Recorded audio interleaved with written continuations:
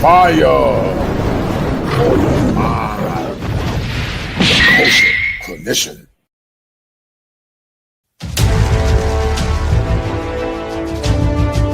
Greetings. This is another topic of the Kosher Clinician that might be sensitive to some viewers. If you are sensitive to the topic at hand or the title provided in the show, please proceed with caution. You have been warned. Viewer discretion is advised.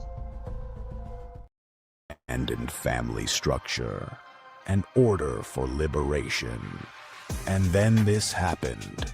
Is this really liberation or bondage? Come on, we're almost there! Keep running.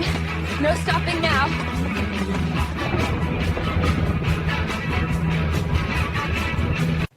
They didn't just take the jobs.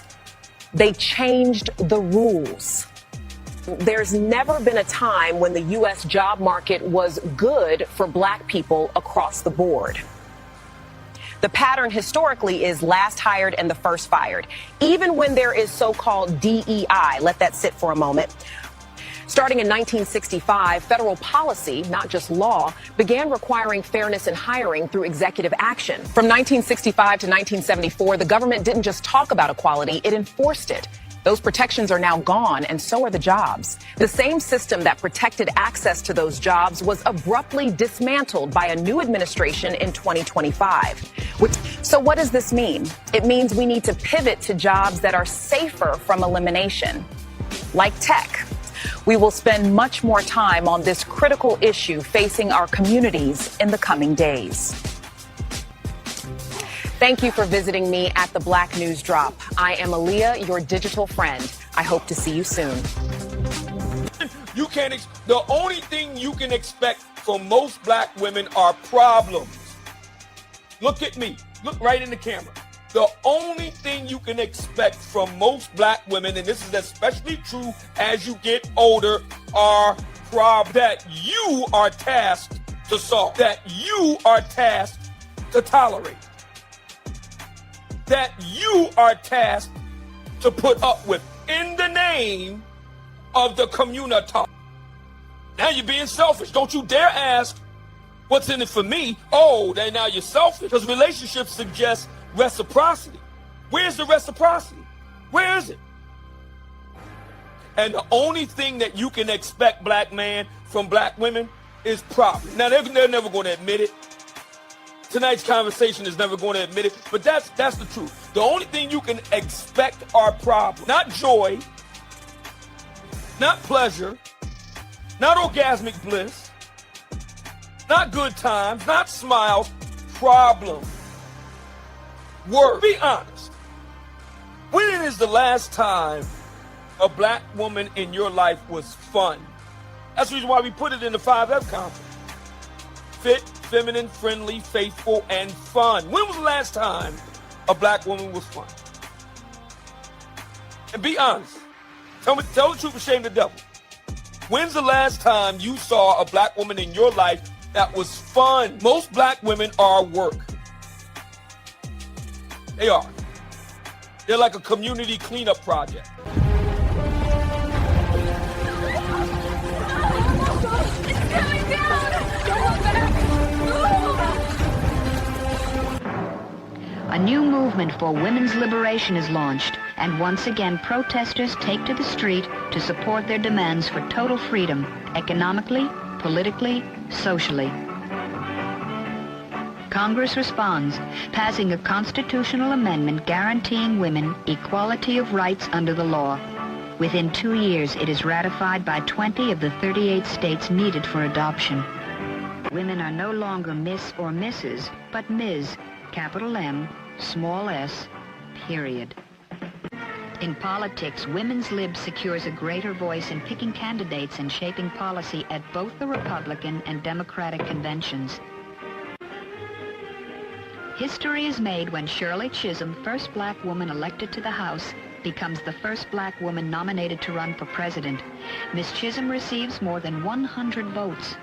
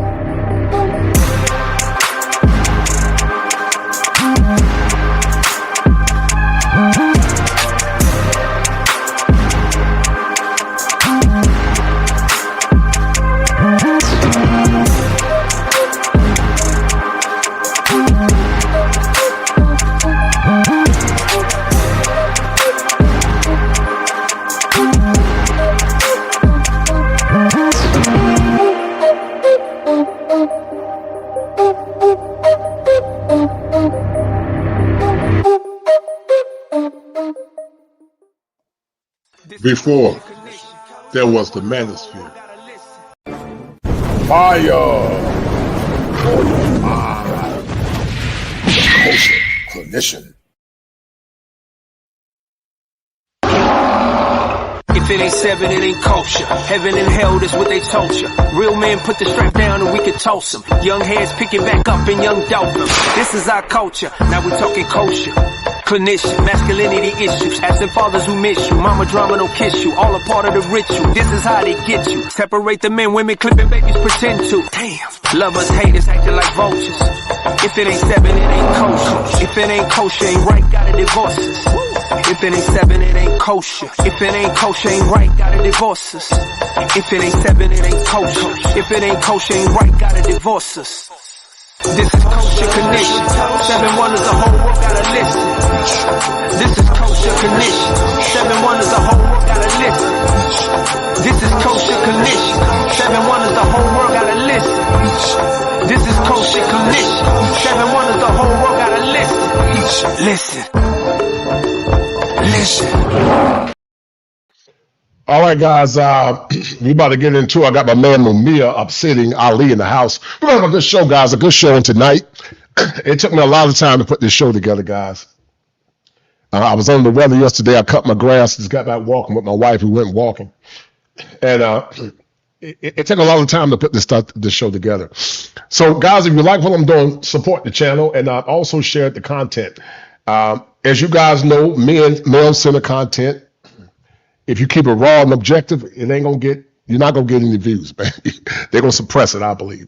If you do objective, raw content that's unfiltered, it's gonna get suppressed. And so I need you guys to do me a favor: share the stream, hit the like button, and donate to the channel. If you like what I'm doing, share the stream, because like I told you guys, at some point I might even think about starting a new channel. Not because I'm not gonna still be kosher, but it's not profitable to do these kinds of shows because you don't get no money and you get more censorship than anything because we live in a very gynocratic culture to the point now they say that anything that's pertaining to masculinity is a mental illness. So we're going to have, without further ado, I got my man Mumia up sitting in the house. And guys, we're going to kill the game. How you doing, brother? Unmute yourself, Mumia. Oh, there we go. How you doing, Coach? How you feeling, man? Man, yes, sir, man. I'm feeling better, man. A dog walked on my chest yesterday, man. My chest was messed up from all that cold, but I feel a lot better, man. And listen, I've been thinking about doing this show for a while. It took days, I don't think people understand what you've done content, you still do it, and it takes a lot of time to put this stuff together with the editing, the clips, finding the work. And I'm going to assume that you're a one-man show. When you were doing all your edits, I'm going to assume you were doing it by yourself. Yeah, it takes a lot of work. It takes a lot out of you. I mean, pretty much your whole day is consumed, at least for me. I'll speak for myself. Right. Yeah, Right. When I am editing and stuff like that, I'm very basic. I'm a neophyte. I'm more of a writer and a talk radio style podcaster. Yes, sir. This right. whole film and video and I'm very new to that. I've only been doing it now for a year. Right. And it's been a hell of a learning curve. And yes, it is. A long time to do. So yeah, it takes a long time to do, unless you're paying an editor. Now you can get an editor and get them to help do it, but editors are expensive. They are. And I'm not gonna pay nobody $50 to $70 just to clip a 1 hour video. I'm not doing that. I just figure it out on my own. But let's get into it, man. And you're gonna laugh at this. This is gonna be a little bit of satire. But it's going to be intentional at the same time. Mm-hmm. And I use symbolism to more or less convey the more regimented talking points that you and I are going to discover and explore on today. Right. As you guys know, I'm a licensed clinical therapist. I'm from the greatest state in the union, the Tar Heel State. And I jokingly laugh at Mamiya because Mamiya said I'm controversial. And I say that in jest. I don't think I'm controversial. I think the truth is controversial. But if you tell the truth now, you're going to be censored. If you say anything consistent with heteronormative masculinity, you're going to be censored. They will also psychologically gaslight you to make you think you're crazy. And I'm going to tell you something, Obsidian. You're going to laugh at this. Trump is actually coming out with disclosure. And, the new disclosure by astrophysicists and scientists, and also by some theologians, are saying that there are aliens among us. I didn't say it's all in the news now. Everywhere you look now, they're talking about aliens. And I will argue that if an alien came on this planet and told the American black woman to change, that she still won't damn change. She still wouldn't change. She will fight the alien damn tooth and nail. And she would tell the alien that he's misandering. I believe if Jesus came, like I said years ago, I said they were called Jesus Dusty. And he I was thinking the exact same thing you were thinking. Forget ET phone home. You get you can go right to the their Bible. I mean, I'm not a Christian myself. I understand. I'm very reverent. I'm very reverential toward Christianity. Respect. But I mean, the book that many, not all, but many black women do believe in the Bible, whatnot. Right. I mean, if you go to that, I mean, with the arguable exception of maybe I want to say Luke and Mark. They were professionals. One was a physician, the other was a tax collector. So maybe they might give them an out, but everybody else would be considered dusty, including Jesus Christ himself. Jesus would have been considered dusty. Let me play that clip real quick. This is about a couple years ago. I'm gonna play that clip because they would have called Jesus dusty.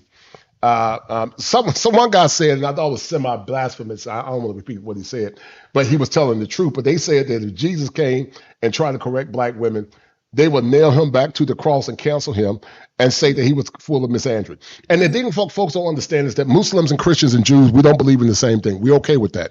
But at the same time, we're called the children of the book. And some of these women don't understand. When you get in some more orthodox Islamic circles, those men don't play. They don't play. You follow male leadership in the fruit of Islam. And you correct me if I'm wrong. You follow male leadership. It ain't no tap dancing and it's no partnership, because I know some folks don't like for me for saying this, but partner is just another psychological manipulation. Some of it is they just don't know any better. They say it from a more innocent perspective. Right. But what it is, Obsidian, it's a concept called it's called soft masculinity. Because see, I don't trust Obsidian to be my husband and for him to lead me and to guide me and to hold me accountable. So I call Obsidian partner, because what partner means is that we are equal. And all this stuff comes out of liberalism, it comes out of Marxism, it comes out of this new zeitgeist where the man is expected to be in a partnership. It really came out of the alphabet community, still of the man having total sovereignty in the relationship, having total sovereignty in the home. Now listen, husband meant caregiver. It literally means what it says. It basically means that if anything ever happened, let's say one day you decide to get married, Obsidian, and I don't think you are, but let's say if you decide to, at any point you are expected to put your life on the line for your wife and your family at any time. Yeah. And so that's a higher honor. Now watch this, it gets deep. To those that are not Christian, I'm not trying to push Christianity. I understand that everybody's not a Christian. I understand that and I respect that. I believe in the teachings of Jesus. I believe he's the Messiah. Now watch this. In the garden, they didn't say, Adam and Eve, where are you? That's a partnership because it's co-equal power and authority. He didn't say Adam and Eve, but guess what he said, Obsidian? He said, Adam, where are you? Because he didn't give dominion to the woman. He gave dominion to the man. And it got to the point now, so many men have compromised their power in relationships that the conversation that you and I are having, people don't want to hear it. Listen, the new therapeutic movement now, brother, is predicated on social justice. It's not predicated on objective truth anymore. It's social justice politics that's crept into academia and also is crept into therapy, to the point now that if you say anything that goes outside of that what I call that liberal paradigm, then you're in trouble. Right. So you got to walk a straight line and be careful, because if you're a traditional masculine man that speaks truth to power, ain't gonna back down, the spirit of Jezebel is coming from you. What she'll do a lot of times, she'll gaslight you to make you think that you're crazy. Right. And they'll try to cancel you, they'll try to shut you down. I'm gonna show you, just like I did a video recently and got a warning. And I was just trying to show the correlation, how, that domestic violence is bi-directional. But I got a warning. But let a woman do the same thing to a man and punch him out and hit him. No strikes, no nothing. So listen, I'm convinced that things are not going to change in our lifetime up city. It's not that because I don't want it to change. I've been with my wife for 30 years, but over 30 years. But if I ever got married again, I would never get married to the typical average woman in the West. I'm good. I ain't got time to be teaching a woman how to be a wife, and I got to walk on eggshells, and we partners, but yet if somebody break in the house, I got to put my life on the line. We partners, but if the car break down Obsidian, I'm expected to get outside of that car and fix that car. Mm-hmm. So what I've learned is that in this new relationship paradigm, women want the benefits of being equal in power, but traditional in responsibility. How would you respond to that? You hit the nail right on the head, Kosher. That's exactly what it is. Many black men, and we can debate whether it's right or wrong, but many black men feel, as you just articulated, the word partner, they feel codes as LGBT. Yes, that's exactly where it came from. Yes. Bottom line, that's what many black men think.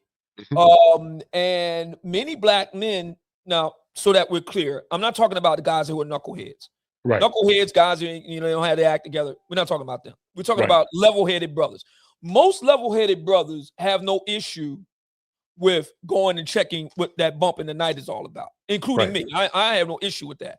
Yes, most brothers have no issue dealing with things break down around the house. Either they fix it themselves or they go and get the appropriate people to come in, take care. Things that's got no issue with any of that. The problem is, as you said, some, S-O-M-E, some sisters want to be a partner only when everything has been built. Right. Only when everything is in place.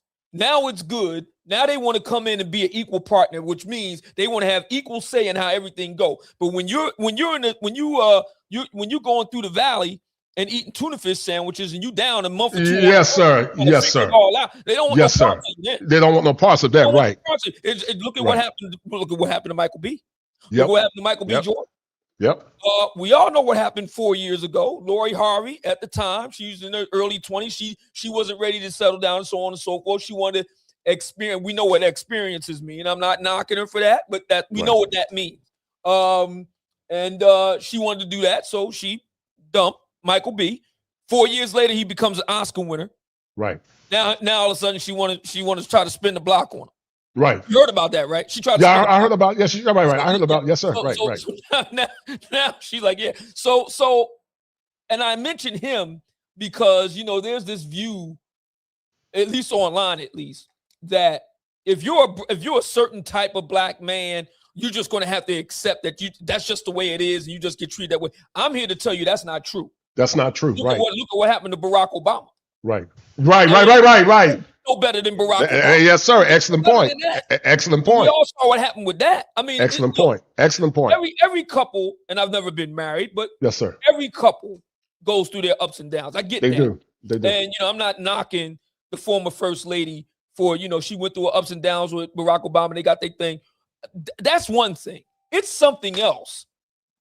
It would never occur to me, Kosher, to me and my lady been together 17 years, and we go through our ups and downs. But it would never occur to me to go before the American public and detail our ins and outs in our relationship like that. It just would never occur to me. I totally agree, man. I totally agree. It just would never occur to me. It would never occur to me to do that. It would never occur to me to take a book and I'm gonna write it in a book. No, I'm not doing that. That's something. If we're at that point where if it's that bad, we need to go to get some counseling, some therapy, or something like that, so we can try to work it out that way. But it would never occur to me to do that to her. It just wouldn't occur. So when I saw that happening with a president of the United States, Bill Clinton, and everybody knows this, Bill Clinton was not faithful to his wife. Not at all. And I take a very dim view of men who are not faithful to their wives. I think that says something about that man. Right. It's not, it says that man can't be trusted. That man, his word is no good. That man is liable to stab you in the back if you're not careful.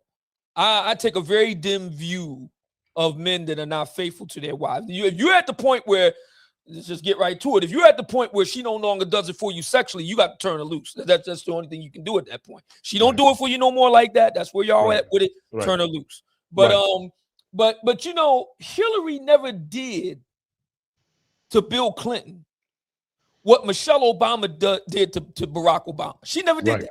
She never did that.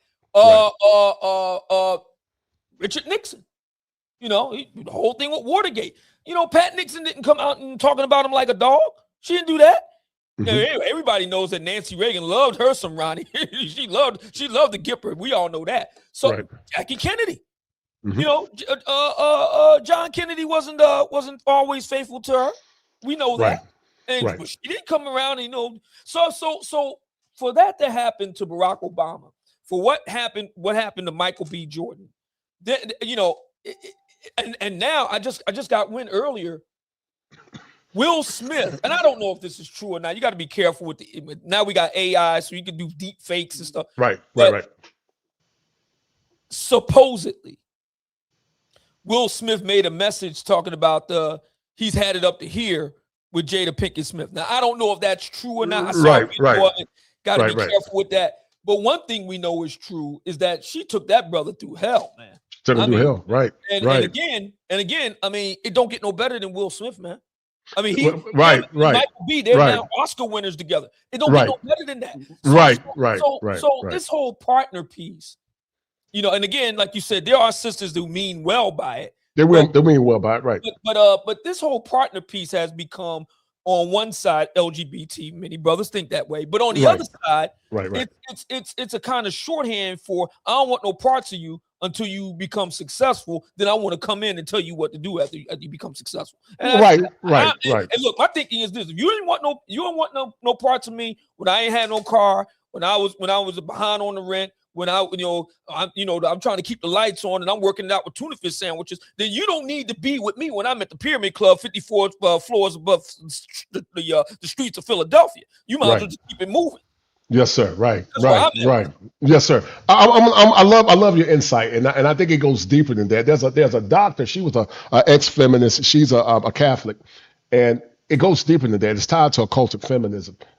It's really about the suppression of the male. But I'm gonna tell you something I've seen in couples therapy. You mean Miss Gress, Carrie Gress? That's it, Carrie. Yes, sir, Carrie Gress. She's really good. Yeah. Yes, sir. I'm on Instagram, Catholic woman, and I think she's written several books about feminism, and she got a new one. I think she just dropped it within the last year. Pretty good. Yeah. I'm gonna try to get her. And I actually think about, you know, there was a book, and you're a very erudite person. You read a lot, and so it's always a pleasure to talk with you. But there was a book called John Milton's Paradise Lost. Oh, yeah. In that book, John Milton's Paradise Lost, the patriarch that was Yahweh was the bad guy, and Lucifer was the victim. Now watch this. This is how delusional it is. Lucifer rebelled against God, the Most High. The Most High kicked him out of heaven because he's a man, and then Lucifer turned around and played the victim. That's gaslighting. That's high narcissistic and psychopathological traits. Now I'm gonna go back to what you were saying about men, that because in theory men should be honorable, but watch this. It's not always that cut and dry. Let me prove my point. I got guys that are clients in marriage. Let's say I'm saying you paying all the bills. You're a good man. You pay all the bills, which, you know, I still say we're gonna prorate it, but you pay all the bills. You take care of your family. You take care of your family. Let's say you got 2 kids that are 6, and you got a baby.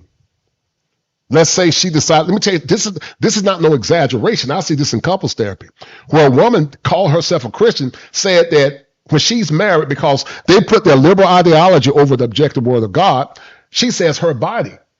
Now, according to Christian theology says that when you're married, your body is no longer yours. Right. Your body belongs to your husband. His body belongs to you. Right.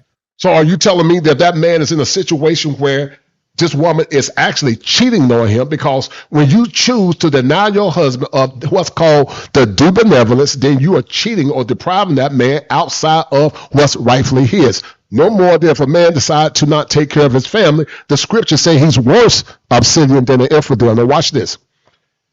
I've known men have been in marriages where they don't get no cat. Now, okay, do they go and look at porn and, beat the penis, masturbate? Because according to Christian, I'm just being honest, I'm just being raw and honest, because according to Christian theology and maybe even the Islamic truth, even in Islamic theology, the Bible called it onanism. But my point is this: if a man is looking at porn and masturbating, he's cheating. See, we get caught up in these very, how can I say it, very rigid views. Yeah. And I will argue if that woman is not honoring that man in the bedroom, that man has warned her, not one time, but several times, and she chooses not to give that man no sex. If that man chooses to go out here and get some care from another woman, I don't see that as cheating. Now, you might disagree with me, but I don't see that as cheating, because he's not doing it as a matter of being defiant or deceptive. He's doing it out of survival. Yeah. And in situations like that, now, it's one thing if the woman's a good wife and he decided to do it. That's different. I would agree with you. But if that man is doing it out of survival, either way, he's screwed. If he masturbates, according to the scripture, he's lusting after another woman. Yeah. He's cheating. Yeah. And so if he decides, I'm paying these bills, because see, people say, well, get a divorce. How can you get a divorce if you got a mortgage that's $500,000 and you got a child? I got clients, Obsidian. I got a client right now. He worked at UPS. Good man. Paid all the bills, did everything right. Paid all bills for a baby mama too, which I would never do. Ooh. She decides not to give him sex. Wow. So he divorces her. And now she got the hound dogs on her, where he got to pay alimony and child support for not only his two boys, but the two kids she had by another man. So what I'm saying, this thing is not cut and dry, brother. It ain't cut and dry. It ain't cut and dry. So in an ideal world, should a man be loyal? Yes. But let's take it even further. There are men that have got with women that have lied to get married. Paternity fraud. Or not only that, they lie about how many men they've been with. So does he just pledge his love for her and his devotion to her and be a faithful woman when she was never faithful to him? Or do he divorce her when they got young kids and they decide to move on? Only thing I'm saying is not that cut and dry. And in an ideal world, you should be a noble man, but the women are not noble. And I'm going to show you something, because the worst case I've ever seen, Obsidian, was a man that was married to a woman, and guess what happened? What's that? In the end of the day, he didn't give that woman didn't give him sex for 10 years. So Don Cap said, I respect what Don Cap said, but I disagree with Don Cap on the board. I do respect his position. I don't think it is cheating. When you listen, if you want to get technical about it, it might be cheating from a technical perspective, but when a man and woman are married and a woman chooses not to take care of her husband, she's cheating. Well, she's depriving that man. By definition, she's breaking the terms of the deal. I mean, that's my point. So she's breaking. That's breaching the contract. Right. She's breaching the contract. Listen, you know what the social contract was, Obsidian, don't you? The social contract was to have sexual exclusivity to that one woman. There was a song I sang back in the day, and you were a DJ, and you remember this because you and I Gen X, you about 57, I'm 54, going on 55. And there was a song by a group called Love Ballad. It was called Love, Together, and Devotion. That's what it was called, Obsidian. That's what it was called, Obsidian. And so they were devoted to taking care of their husband back in the day. So I will argue that it might, if you want to get technical about it, it's not really cheating, because when you get tricked into a relationship, it's a fraudulent marriage. When you get in a relationship with a woman that's dialecting her duty, she's cheating because she's depriving you of that which she said that she was going to give to you when you signed that marriage contract. Right. There's no like a medical issue. We understand that medical and now mental health issues. Okay, fair enough. We understand that. But if there's no like real medical issues involved, then she broke the deal. Right. And listen, I understand what Don is saying. Don, I respect you, brother. I say in the spirit of peace. Only thing I'm saying to all men, it's not that simple. And I respect what Don Capo de Bull is saying. In all respect, brother, I understand what you're saying. But what I'm telling you, brother, it's not that simple. So based on that logic, Don the Capo, okay, you said that means even the other party doesn't fulfill the end of the contract. You are still, I don't believe that God is telling people to stay in a relationship for better or for worse. Better or for worse means if she's sick. Like say we're seeing get married, his wife gets sick. Health and richer and poorer. That's right. That's what that means. It's not talking about abuse. People get things out of context. Based on that logic, they end up saying, let's say if a man is beating his wife, does she stay with him for better or for worse? No. You don't stay in a relationship for better or for worse in that situation. Right. You know, you give that person an opportunity to get it right, to get it together. If they don't get it together, then you have every right to move on. But it's only thing I'm saying, upset, it's not that cut and dry when you have children and you have a mortgage. Because let's say if you and your wife have 2 kids, you have a 1-year-old and a 2-year-old, she chooses not to give you intimacy for the next 10 years. But yet you're on the computer looking at porn, you're cheating, according to the scripture. So what do you do? And people don't look at all the nuances to it. They just want to have this, well, they say, let's get a divorce. It ain't that simple. Especially in this economy now, it takes 2 just to make it work. It takes 2. So my point is, it's not as simple as we think it is. Now, I understand some people come from a good perspective, but I see, let me tell you something. I had a situation up city where a guy was a neurosurgeon. He was a neurosurgeon making $980,000 a year. Guess what? His wife rarely, or if any, gave that man intimacy. And guess what he was doing in the meantime?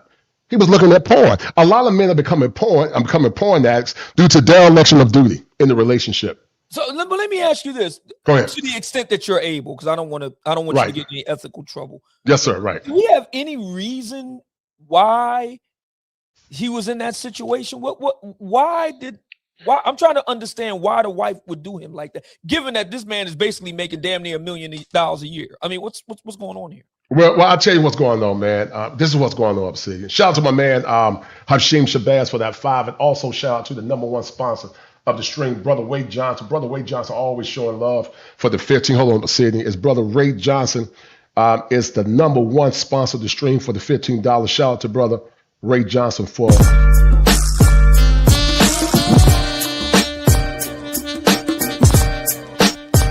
It's the money.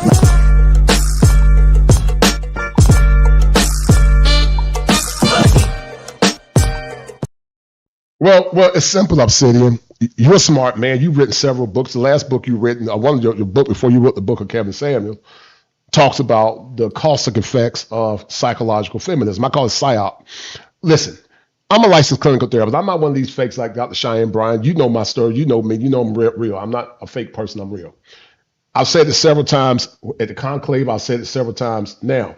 Many men have been conditioned through an ego defense mechanism called introjection. It's an ego defense mechanism. Basically what it predicates is that because so many men are raised by their mothers, they're raised in single parent homes, they don't see, like a solid sister woman don't see anything outside of herself. A man that's a victim of a psychopathology called introjection cannot see anything outside of the female indoctrination. I introject, therefore I internalize, therefore I identify, therefore I repel against anything that's not synonymous to what my mother taught me. So they're compromised men. You got men talking about, they are women. They're not your women. The master teacher said, who is my brother? He said that he that does the will of the Father is my brother. Just because your skin color is not black, it doesn't mean that your consciousness is black. That's why I solicit all men that if they want to get with a woman, you get with a woman that follows you and loves you, whether she be Asian, Indian, African, black, or whatever. You should never be beholden to a gynocratic code and system that does not honor and respect heteronormative masculinity. And so you got a bunch of compromised men. I talk to professional men. I talk to, I got a celebrity, a couple of celebrities. I'm too, a celebrity couple person. And I ain't gonna say the name because of hip, because I would never say that. But my point is, all men are going through it. And I can see a string, it's called a string of consciousness where they all think the same. They cannot think outside of seeing it through the lens of mama. And so they sabotage themselves, or they become a saboteur of their own ignorance. And so it becomes a very nefarious cycle. Listen, let me tell you something. In systems theory, the premise is that the part is not greater than the whole. In the black community, the premise is the part is greater than the whole. I'm going to say it again. In systems theory, system theory predicates and says that the part is not greater than the whole. You cannot have calibration in a society where the part thinks it's greater than the whole. In the black community, the part thinks it's better than the whole. That's why you got chicks that got big backs. You remember the song back in the day, never trust a big butt in the smile, but never trust a big back in the smile. You got chicks now that think they better than the average man. Now, you were a man that worked with his hands. You were a skilled craftsman. You worked as a blue-collar professional. I know women that right now I'm sitting, they got children by other men that will say a man of your caliber is less than her. Oh, yeah. It's very common. Very common in the black community, unfortunately. And it's not something that's widely talked about, in part because most blue collar brothers don't have time to do podcasts. I was kind of fortunate. I retired very early. When I just turned 40, I retired due to a workplace injury, back injury. But most brothers, you don't hear from them because they're not in the white collar professions. They're out, in the field, putting in, manual labor, manual work. Plus they have to use their brain, your skilled trade like me. Right. So they're not going to be around to, make podcasts and stuff like that. But yeah, it's very common in the black community, sad to say, that a lot of blue collar guys is kind of seen as less than and so on and so forth. It's very common. Yeah, and I take great umbrage with it. You know why? Because let me tell you what my daddy got. What my daddy got. I'm gonna show it to you. You're gonna laugh at this. I got a whole new concept that I'm sure some folks can steal and not give me credit for it. But I'm saying I didn't hear nobody use the term homeflation until I said it. I never heard nobody say it. Yeah, you was the first person I ever heard. Yeah, right. And then bigger content creators start saying that they don't give. You know how they do. Obsidian. They're bigger than you. They ain't gonna give you credit. They'll get the sound bite. They act like it's something they invented, and that's fine. I get it. They won't give you credit for it. But shout out to my man Justin Moore. He said, "Thanks for the conversation, fellas. I'm learning a lot." And you know why I'm so passionate about this? Because I understand, Obsidian, that I'm very vocal. I'm very loquacious. I know I probably could blow my channel up if I compromised and lived on the edge and said what was expedient or correct. I get it. I understand. And I am thinking about starting a new channel at some point. But like Jeremiah said, he says like fire. I use the terminology fire for your mind, and fire means illumination, but also fire in neuroscience means that the neurons in the brain is coming together. There's a lot of disruption in the brain, Obsidian, because of trauma. And the neurons and synapses are not firing because the mind is not healed. And so I could take a more passive approach and, be more PC and, okay, guys, and, I'm not doing that. I'm a man. I'm from the old school. I'm Gen X strong. That's just who I am. I'm Gen X, man. I got it from the mud. You and I both got it from the mud. Nobody gave us nothing. We had to figure it out. Gen X, that's why you work like, I see you working like a dog. You be working on 4 and 5 books. I said that man work all the time. Yeah. Taking notes. Because you and I understand that we got to get it from the mud. Nobody gonna give us nothing. We're gonna have to figure it out on our own. That's why I think we're so resilient, because we just figure it out. Yeah.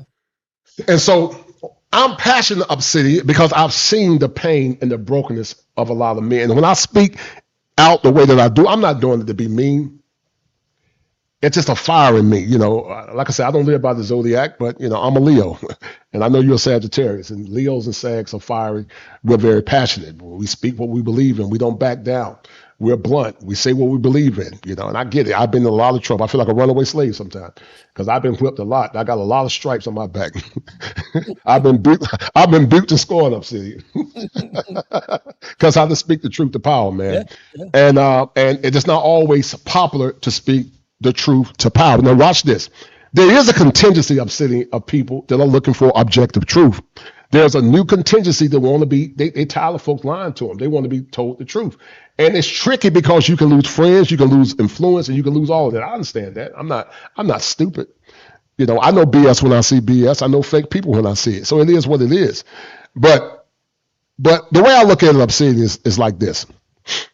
I can either be a clarion caller and do it for the glory of God, or I can be fake and do it for the glory of Lucifer. And so I choose to do it for the glory of God, because I know at some point none of this mess will matter a million years from now. I'm shout out to my man John Smith. He said, "Good evening, brother, coaching Obsidian."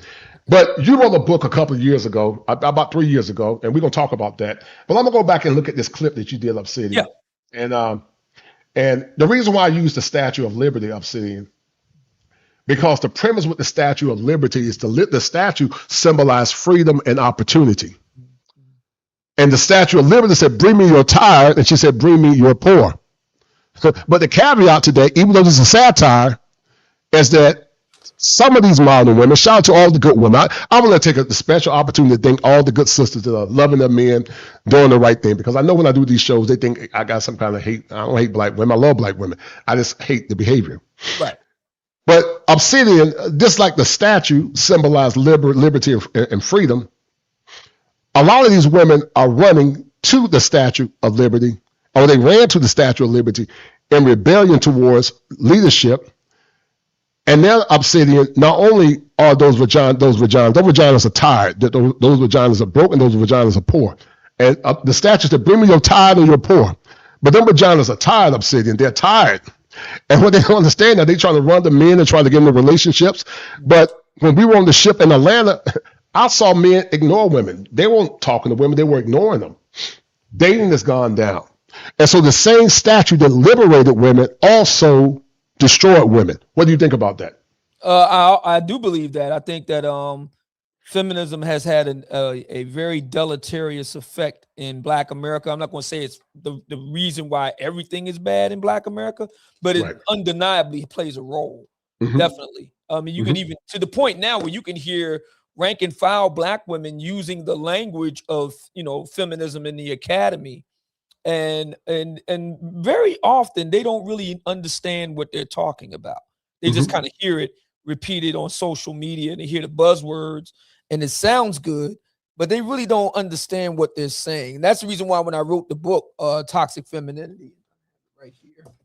Yeah. Talk about that. Go ahead. Yeah, when I wrote this book 2 years ago, I made the point at the very beginning and then I reiterated it again at the end, that we Black men have to be very careful not to fall into the trap of thinking that every Black woman is a modern Black feminist. They are not. Right. And I admonish brothers in the book to resist if a sister disagrees with you, that does not mean she's a modern Black feminist. It just means she just disagrees with you. You have to, because there's sometimes some brothers, some sisters say something he don't like. Oh, you got to resist that, brother. And that's the reason why I took the time to write this big ass book, 475 pages. The reason why I did that is to thoroughly explain so that brothers could understand when they actually see a sister spouting feminist talking points, to be able to spot it. But just because a sister disagrees with you, or y'all might have a falling out, or she may say something that might upset you, that doesn't necessarily mean she's a feminist. That we got to make the distinction. But for those who are card carrying feminists, and I give a lot of examples in this book. They're behind a good bit of the problems in the Black community. Not all of them, but right. Yeah. The liberal indoctrination of the destroy. Don Capo, I read this, and guys, if y'all want me to read a comment, make sure you hit the super chat. We have to ask ourselves the question: if a man refused to provide for his family, and his wife had an affair, will we still see that as cheating? No, I don't believe we will see that as cheating. I'm gonna tell you why. Dereliction of duty is not cheating. Dereliction of duty is cheating. If a man was choosing not to provide for his wife, and that wife was a good woman, and he was out here cheating on his wife and not providing for her, then that's cheating. But rewarding bad behavior is cheating. Well, hold on.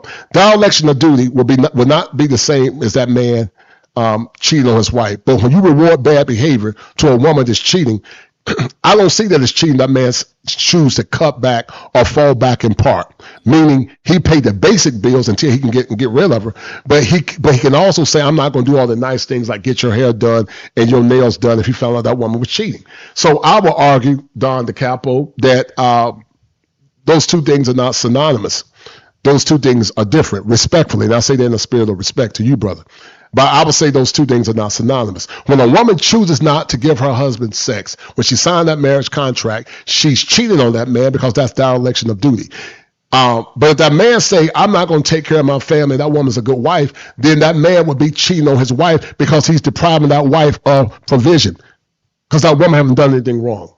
So that's the way I see that. But let me show you something, man. Let's get back to you. You made a clip, and I use hold tight. And in family structure, an order for liberation. And then this happened. Is this really liberation or bondage? Come on, we're almost there. Keep running. So they were basically, I use this as how can I say it? A metaphor, a symbolism. They were running to the statue to be liberated. But now the statue is crying. The statue is broke. The statue ain't got no more money. The statue is swimming back on boats and planes. And no, you need to go on back because I ain't got time for it. The statue can't even afford these women now. Because the statue said, I ain't got no more money because the government is broke. But hold tight. No stopping now.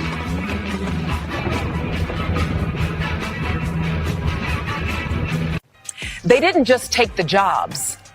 They changed the rules. There's never been a time when the U.S. job market was good for black people across the board. The pattern historically is last hired and the first fired, even when there is so-called DEI. Let that sit for a moment.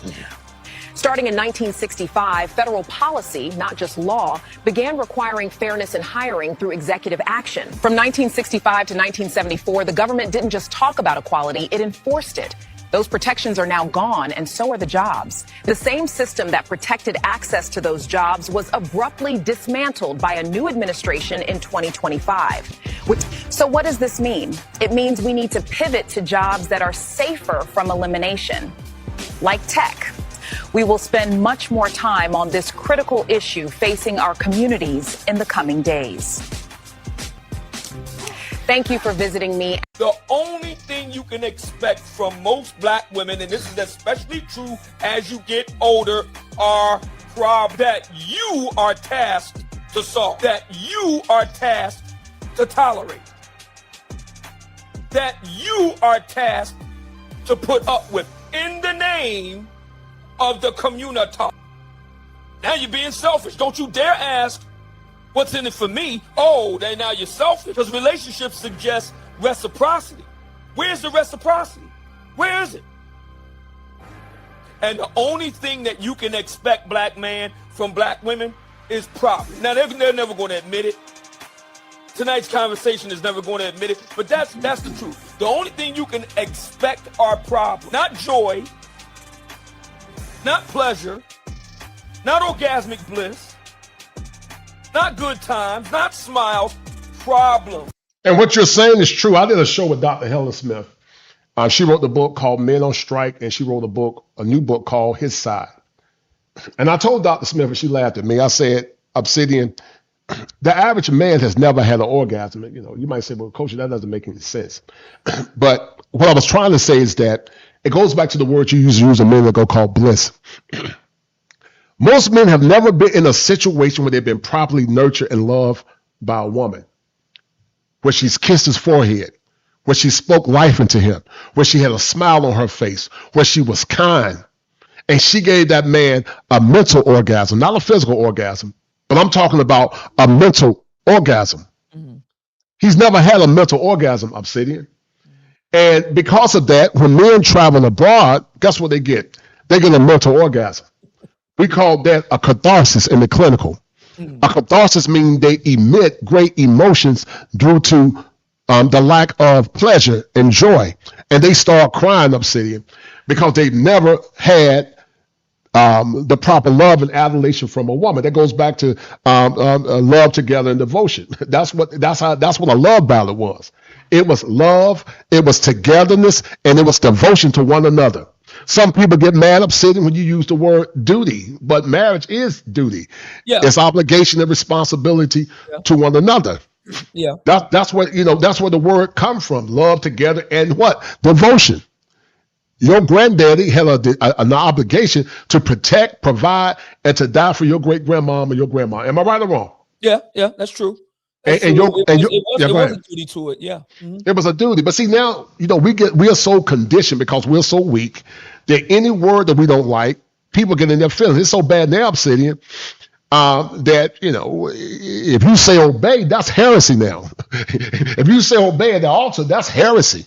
And it's so bad that you got so-called Christian women, Christian feminists, they get mad if the man say obey.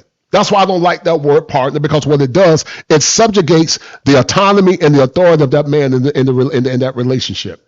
Yeah. I'm not talking about men upset that they don't allow their wives to have say so. They always assume, because they have what's called a schema affliction or a paranoid persecution, that obsidian is not going to judiciously allow me to flex in my autonomy, which is the talents and the gifts that the Most High has given me. But that's not most men. I've heard you say several times, and I agree with you.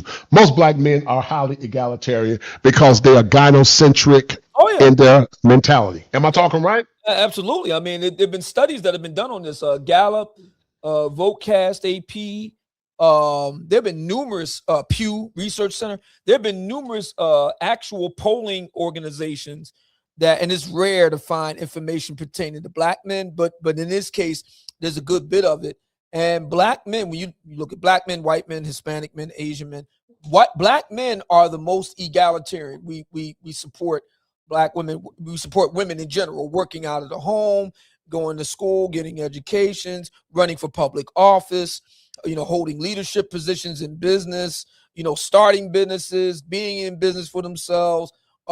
We support their reproductive rights. We vote with them.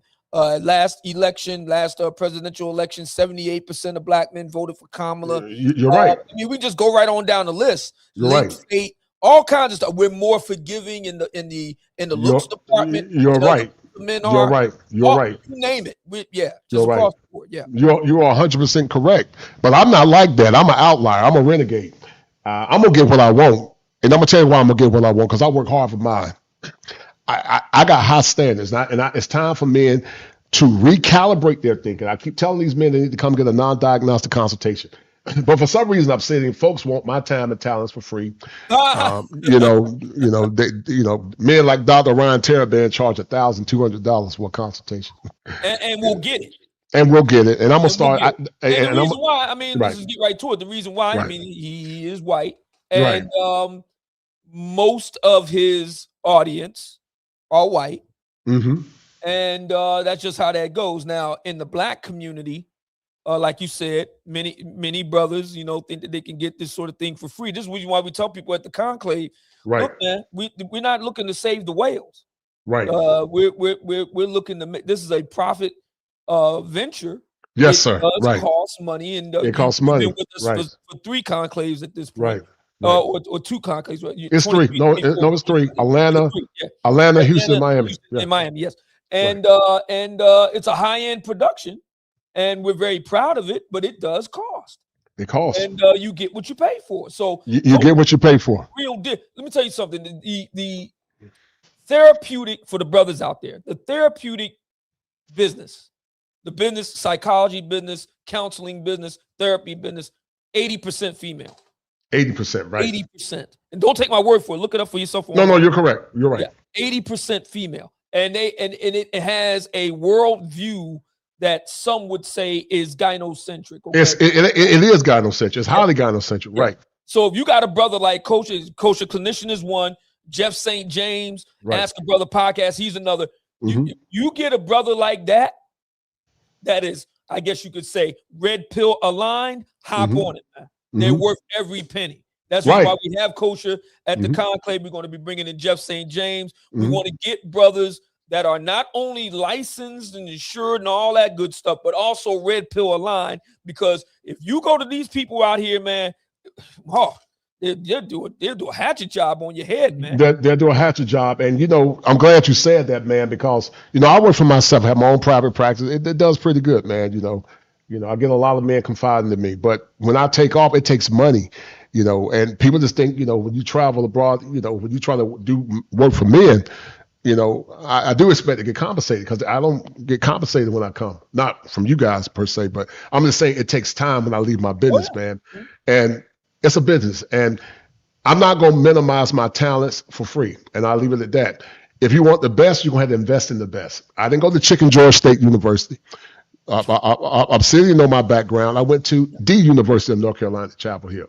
I graduated with honors from North Carolina Central University. I got my degree, my associate degree in law enforcement.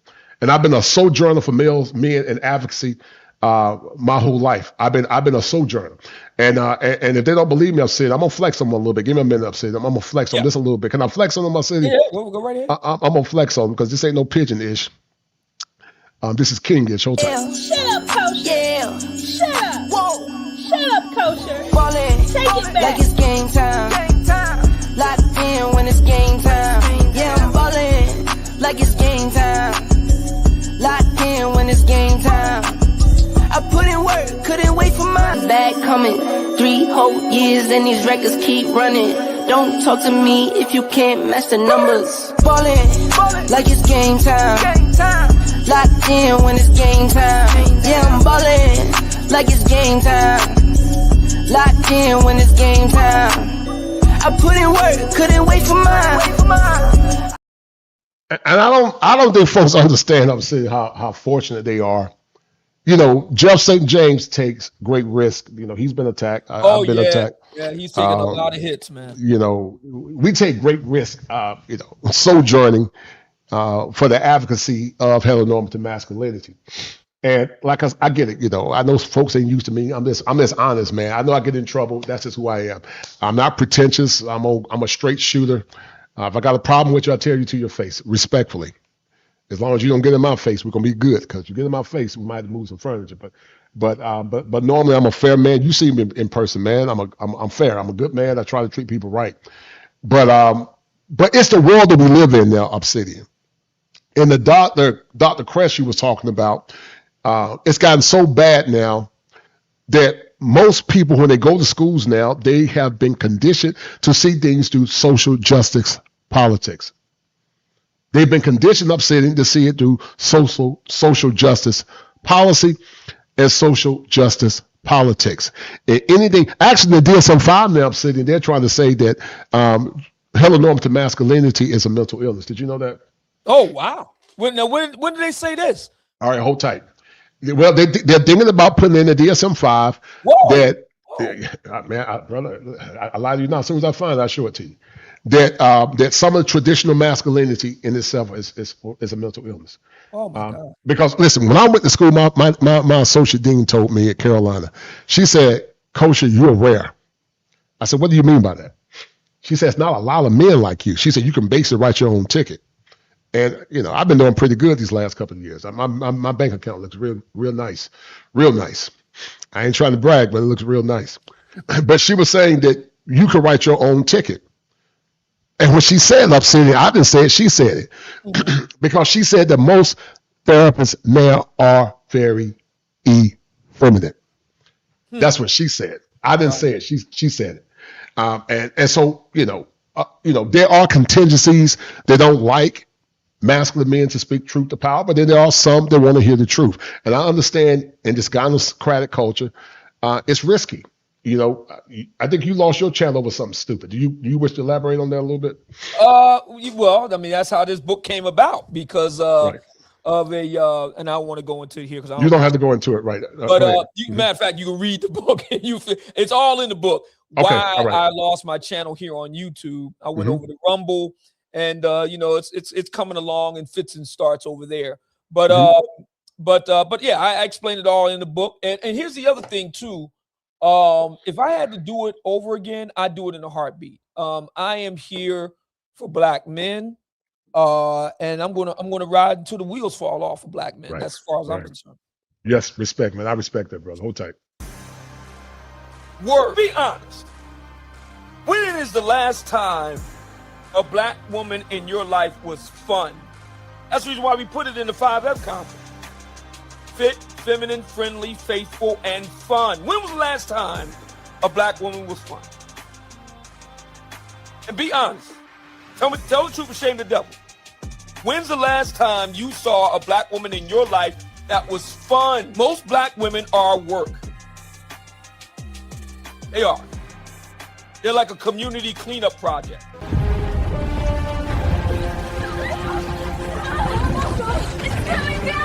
and they're running from the statue, man. They're running from the Statue of Liberty. the statue of Liberty cries, "I can't do nothing for you."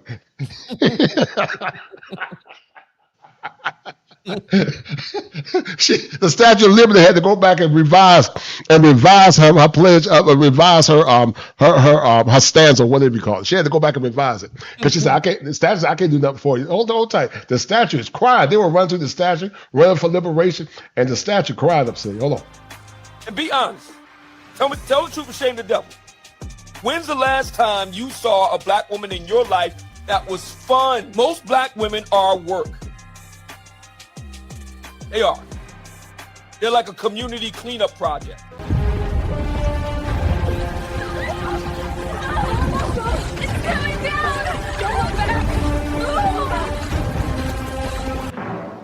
A new movement. So they ran to be liberated. Now they are running because things are collapsing. And I'm going to show you something. I'm saying you're going to laugh at this, man. I think this is special for you, man. I put a lot of time in this show. And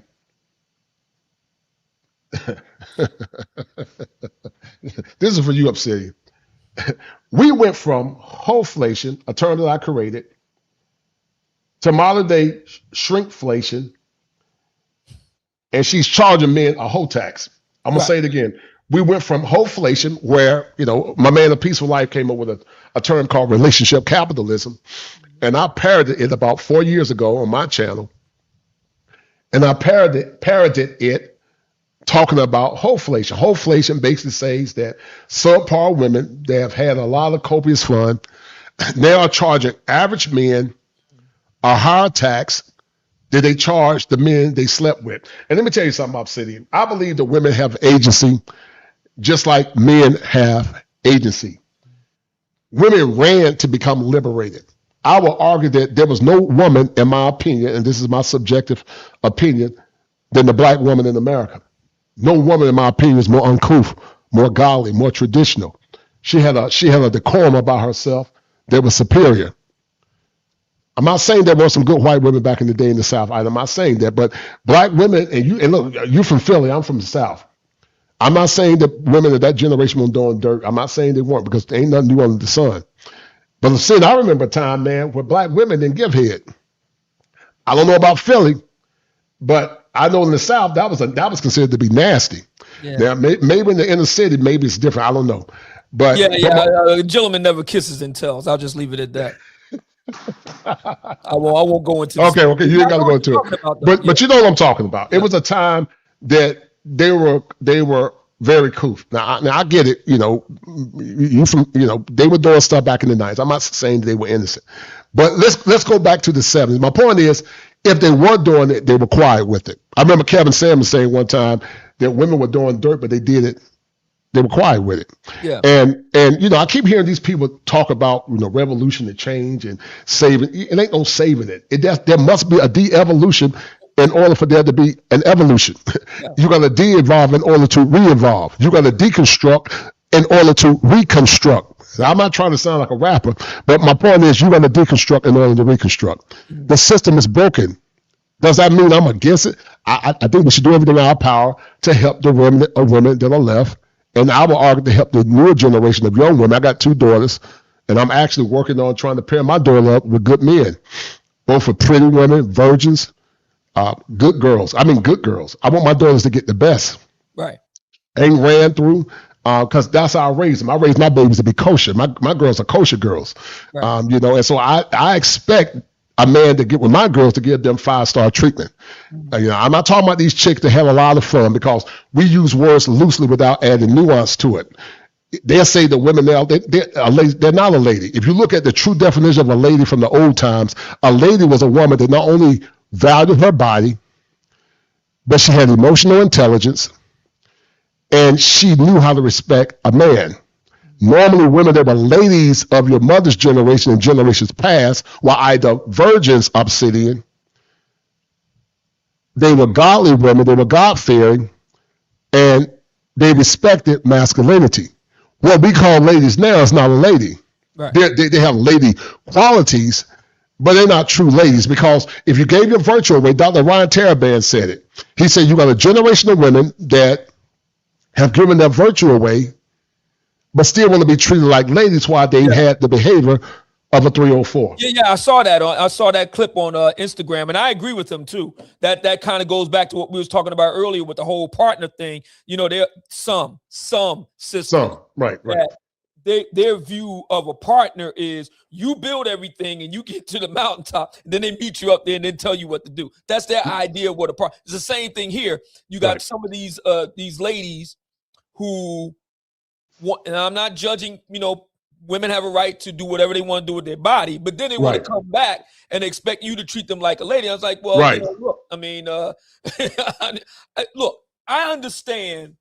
I can't go out in the street and carry on drinking, carousing, acting a fool, but still expect women to respect me as a man. Right. I agree.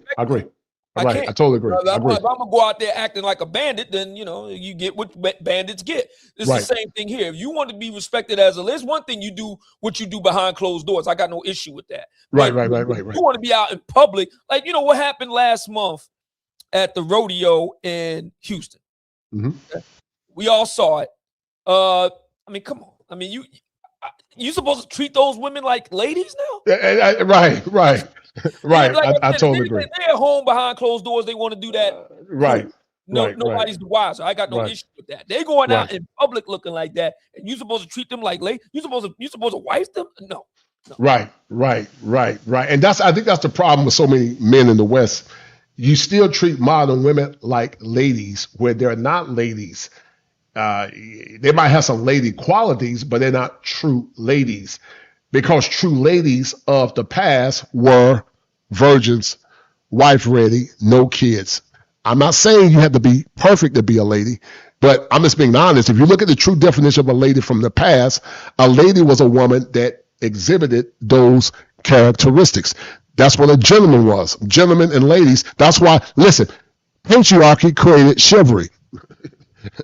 Patriarchy created chivalry, Obsidian. And women were treated special because they were special. Would you agree with that? Yeah. I mean, and also because, you know, the ladies didn't have, you know, rights, school, so on and so forth. So you know, men were expected to take care of women at that time. That's right. The problem today is that the ladies want both ways. They want to be able to be independent when it suits them and be taken care of when it suits them. Right. There's a lot of schizophrenia in society. Right. Yes, sir. Yeah. Right. So hoflation has led to shrinkflation. Hoflation said, I deserve more. The modern woman, expensive dates, $295, luxury trips, $1,000, and pay my bills, pay her car note, $710. There are some women I've said that you can't even go on a dinner date with them or a date with them until you cash out them. So hoflation has led to shrinkflation, and shrinkflation has led to what I call a hoe tax. They charge the average man a hoe tax, and these dumb simps, they pay for it. And so I tell men to counter that, you got to prorate it, and you got to charge her a hoe tax. You got to be like Trump. You got to put tariffs on these 304s. You got to put tariffs on. You know, if the lady, you got to put tariffs on. I mean, you're expecting, you know, the next, you know, it sounds bad, but you expect the next man to pay top dollar for, and you know, you ripping and running. I mean, come on, man. It's just, I mean, what are we doing here? Can't do that. No. You can't do it, man. You can't do it, and you can't do it, man. And so, hoflation has led to shrinkflation, because I'm gonna show you what shrinkflation is, and they charge average men the hoe tax. Watch this. Hold tight. And white men go do it too, Obsidian. You know, I see. Yeah, they go do Big Bertha from the country. She says she's a queen. Delusional. That's delusions of grandeur. We call it magical thinking. You know, that's what we call it, magical thinking. You know, I call some of these women magical Negroes, but hold tight. Hold tight. Yeah, she said, I deserve the best, Obsidian.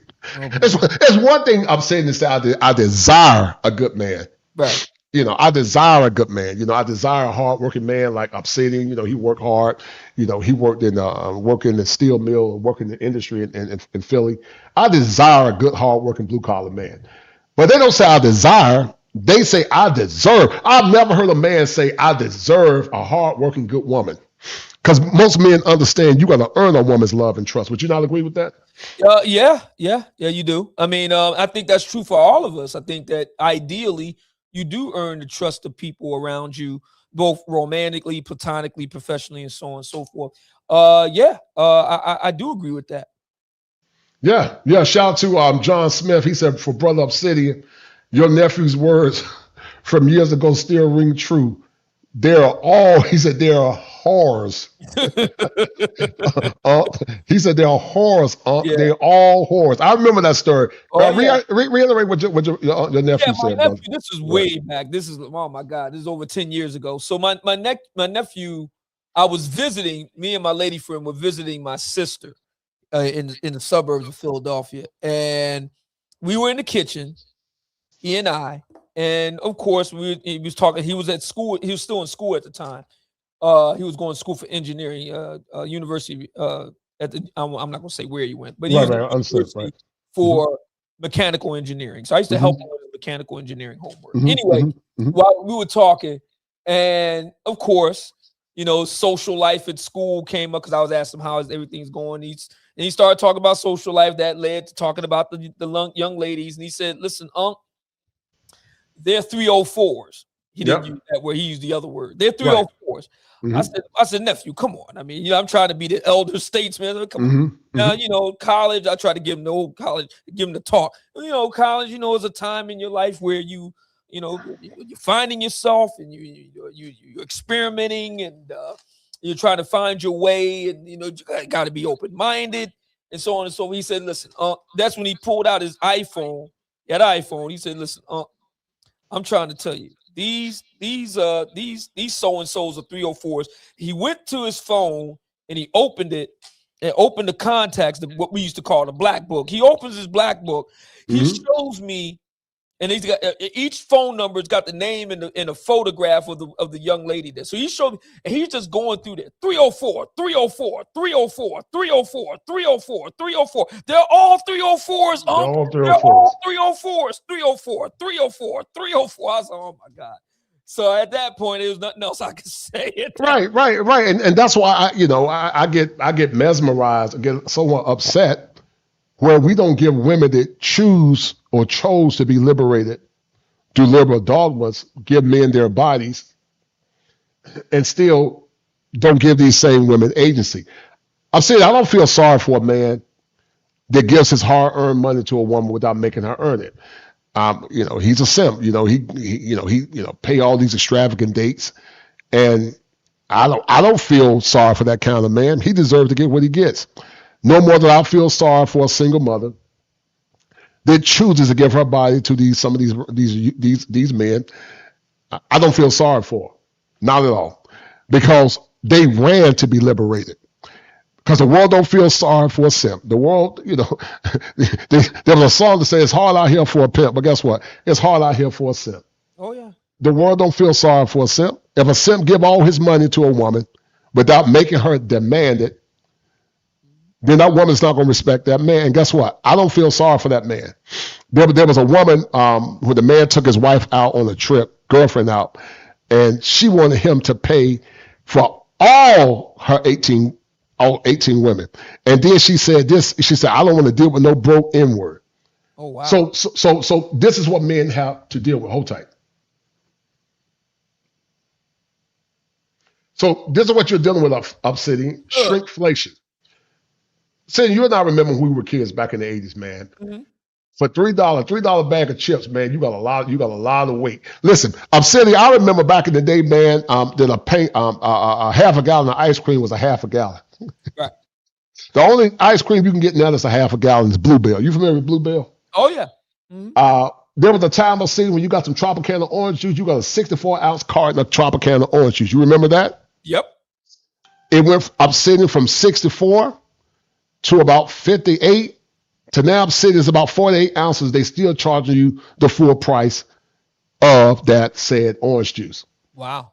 So my point is this: men are paying a lot more for less What my dad got and my granddaddy got from that generation was a woman that was a virgin. My mama was one. She's dead now. God bless her soul.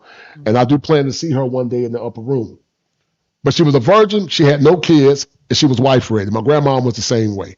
And that was typical. I'm not saying all women were like that upstate, but that was typical of women of that generation. I don't know about the North, but I know what's going on in the South. I'm not saying in the South they were perfect. I'm not saying that there weren't women that were getting down. I'm not saying that because there's nothing new under the sun. But I would say on average, that's what a man got. He got a wholesome woman back then.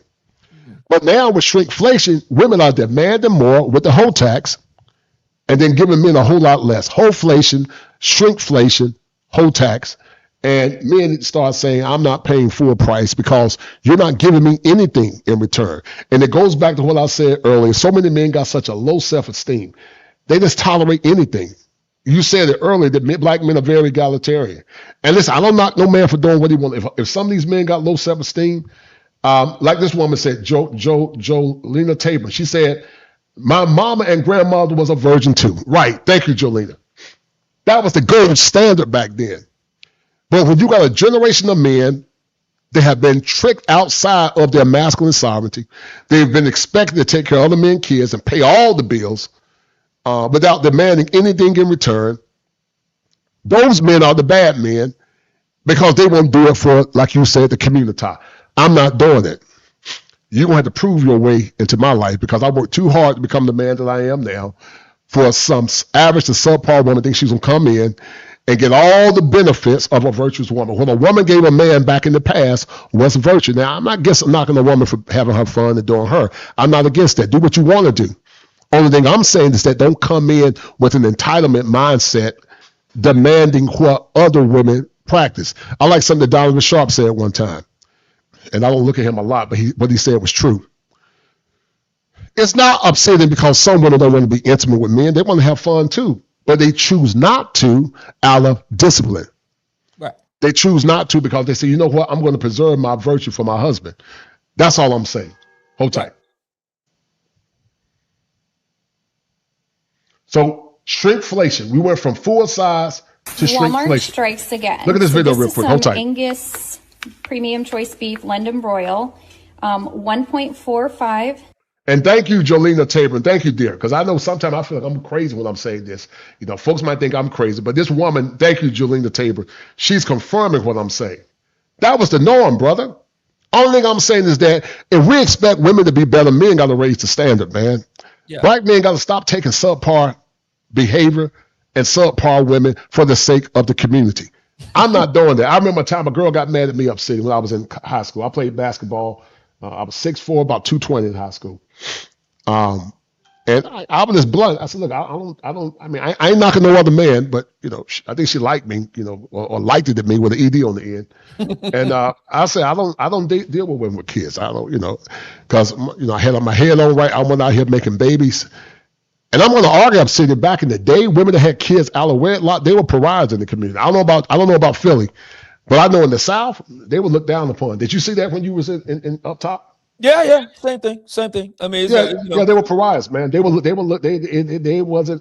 wasn't anything that was looked upon as great. They were looked down upon, and so I don't blame the women per se. If the men would change, the women have no other choice to change. If the men weren't so thirsty and simps, then the women will have no other choice but to change. If the men were not victim of sign language, shame, insult, guilt, and the need to be right, then the women will have no other choice but to change. Hold tight. Ounces, so 1 pound, 0.45 ounces. And this was purchased at the Blue Springs Walmart in Missouri. And as you can see, 1.45, it's still packaged. I literally just picked this up about an hour and a half ago. Here is my scale. Okay, I'm gonna zero it out.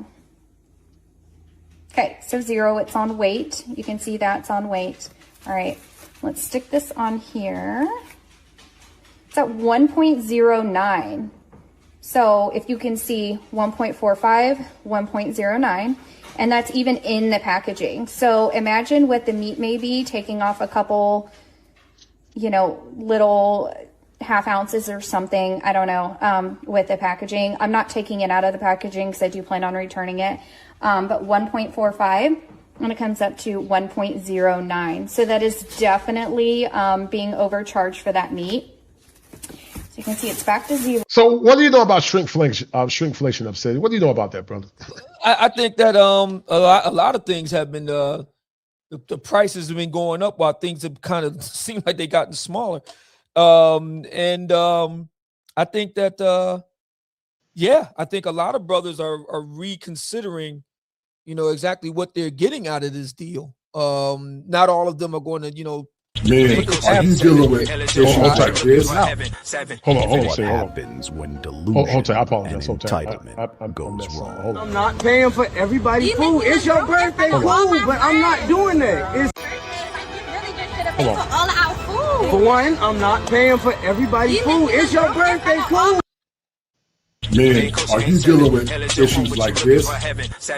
What happens when delusion and entitlement goes wrong? I'm not paying for everybody's food. It's your birthday, cool, but I'm not doing that. Really just should have paid for all of our food. For one, I'm not paying for everybody's food. It's your birthday, cool, but I'm not doing that. It's 18. Why don't you gotta pay for all y'all food though?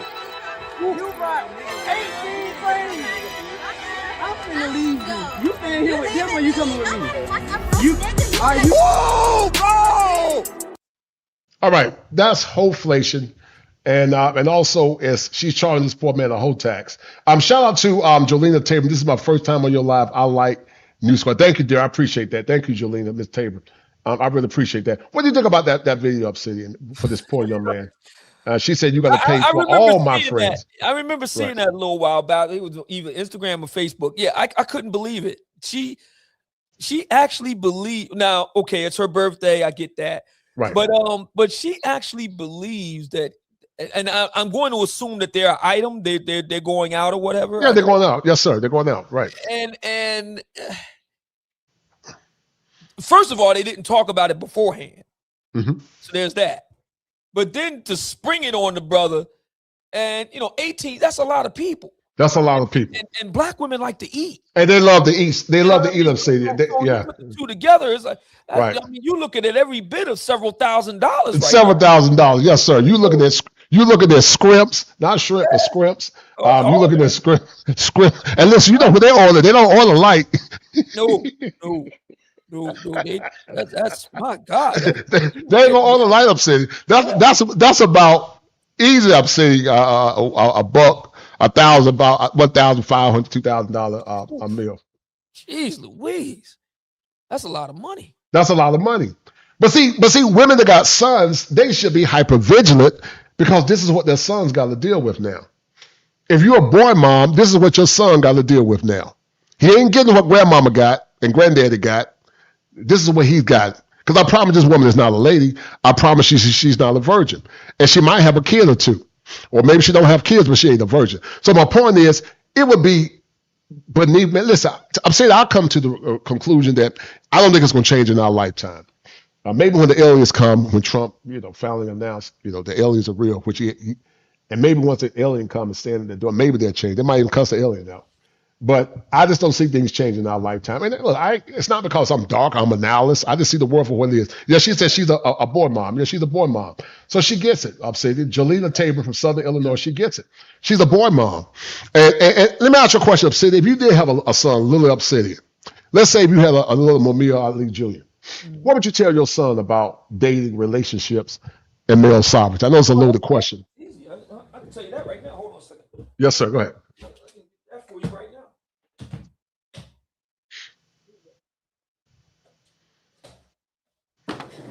Get one of these. That is my advice for any young man. Get my passport. Cut through all of this. Best $1,000 I ever spent. Yes, sir. That would be my listen. Me and my lady been together now 17 years. Right.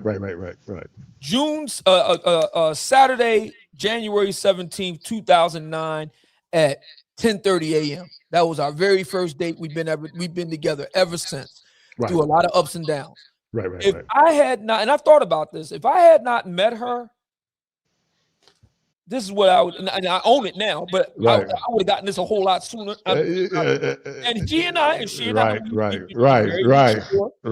had discussions because nothing's promised to us. If for some reason we go Splitsville, yes, sir. Let me tell you something I say, and I don't say this to boost your head up, and I promise you I'm not doing it. I'm not saying this to make you feel good because I'm a straight shooter. Ever since you know me, I've told you where I agree with you, and I told you when I disagree with you, and I do it in respect. But if you were in another country, City, and I'm not saying this, you would be a 5-star recruit. You would just be a 5-star recruit point guard. You'll be a short point guard. You'll be like Muggsy. You'll be Muggsy Bogues in Brazil, or Spud Webb. But my point is, City, and I'm not saying this, brother, to make you feel good. I promise you I'm not, because I don't tap dance. I'm a man about mine. I say what I mean what I say. And I know it gets me in trouble, but that's just who I am. I don't, like I told you, if I would lie and play the game, I probably could be blown up by now. I just can't do it. But if you're in another country, City, I'm telling you, brother, you're very erudite, you're smart, you're author. You will be a 5-star brother. They will love them some City in Colombia. And the thing about it, City, you won't get no average chick. You will get a nice one, City, a nice Colombiana. If you was in DR, City, they would love you to death. You're stately, you dress good. They would love them some City. Look, you remember that song back in the day, City? back in the day, it was back in the 70s. The song said, "So fine, so fine, blow my mind." Yeah, I remember that. Yeah, man, you will lose your mind. Well, and I'm not telling you that we talked about it. I mean, we were very, very candid. I told her, I said, "Look, I caught lightning in a bottle with you. I don't think I'm gonna be able to catch lightning twice. And she said, I understand. I get it. I said, that's the next stop is out of the country. So if I was talking to my younger self, or if I was talking to a son, or if I was talking to a younger man, what would I say to them? My number one piece of advice, this. Number one, there's other things you got to do, money, make sure you look good, take care of yourself. There's other things that got to be worked out, make sure you get your head on straight, talk to people like you, make sure everything is in place. But right off the rip, number one thing, this. Because it's gotten to a point now, trying to find a sister that you're attracted to, she's attracted to you, y'all have similar values, beliefs, desires, expectations. That's at my age, I'm 57. You take, maybe 10 years younger, let's say. So she'd be in her somewhere in her 40s. That's hard to find, man. That's hard to find, man. That's hard to find. And let me tell you something, some women assume that foreign women just want you for your money and they want a green card, and that's not true. That's not true. Can that be true in some situations? Yes, but that's not necessarily true. Obsidian. They all don't want you for your money. A lot of them don't even want to come back to America. But what I will say is that they have been raised right. They've been raised different.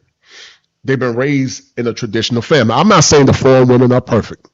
I'm not saying that a passport is the panacea, and I'm gonna prove my point. Because if you're a broken man in America, you'll be a broken man abroad. If you're a simp in America, you'll go over there simping and getting scopamine because you don't understand how to move as a man.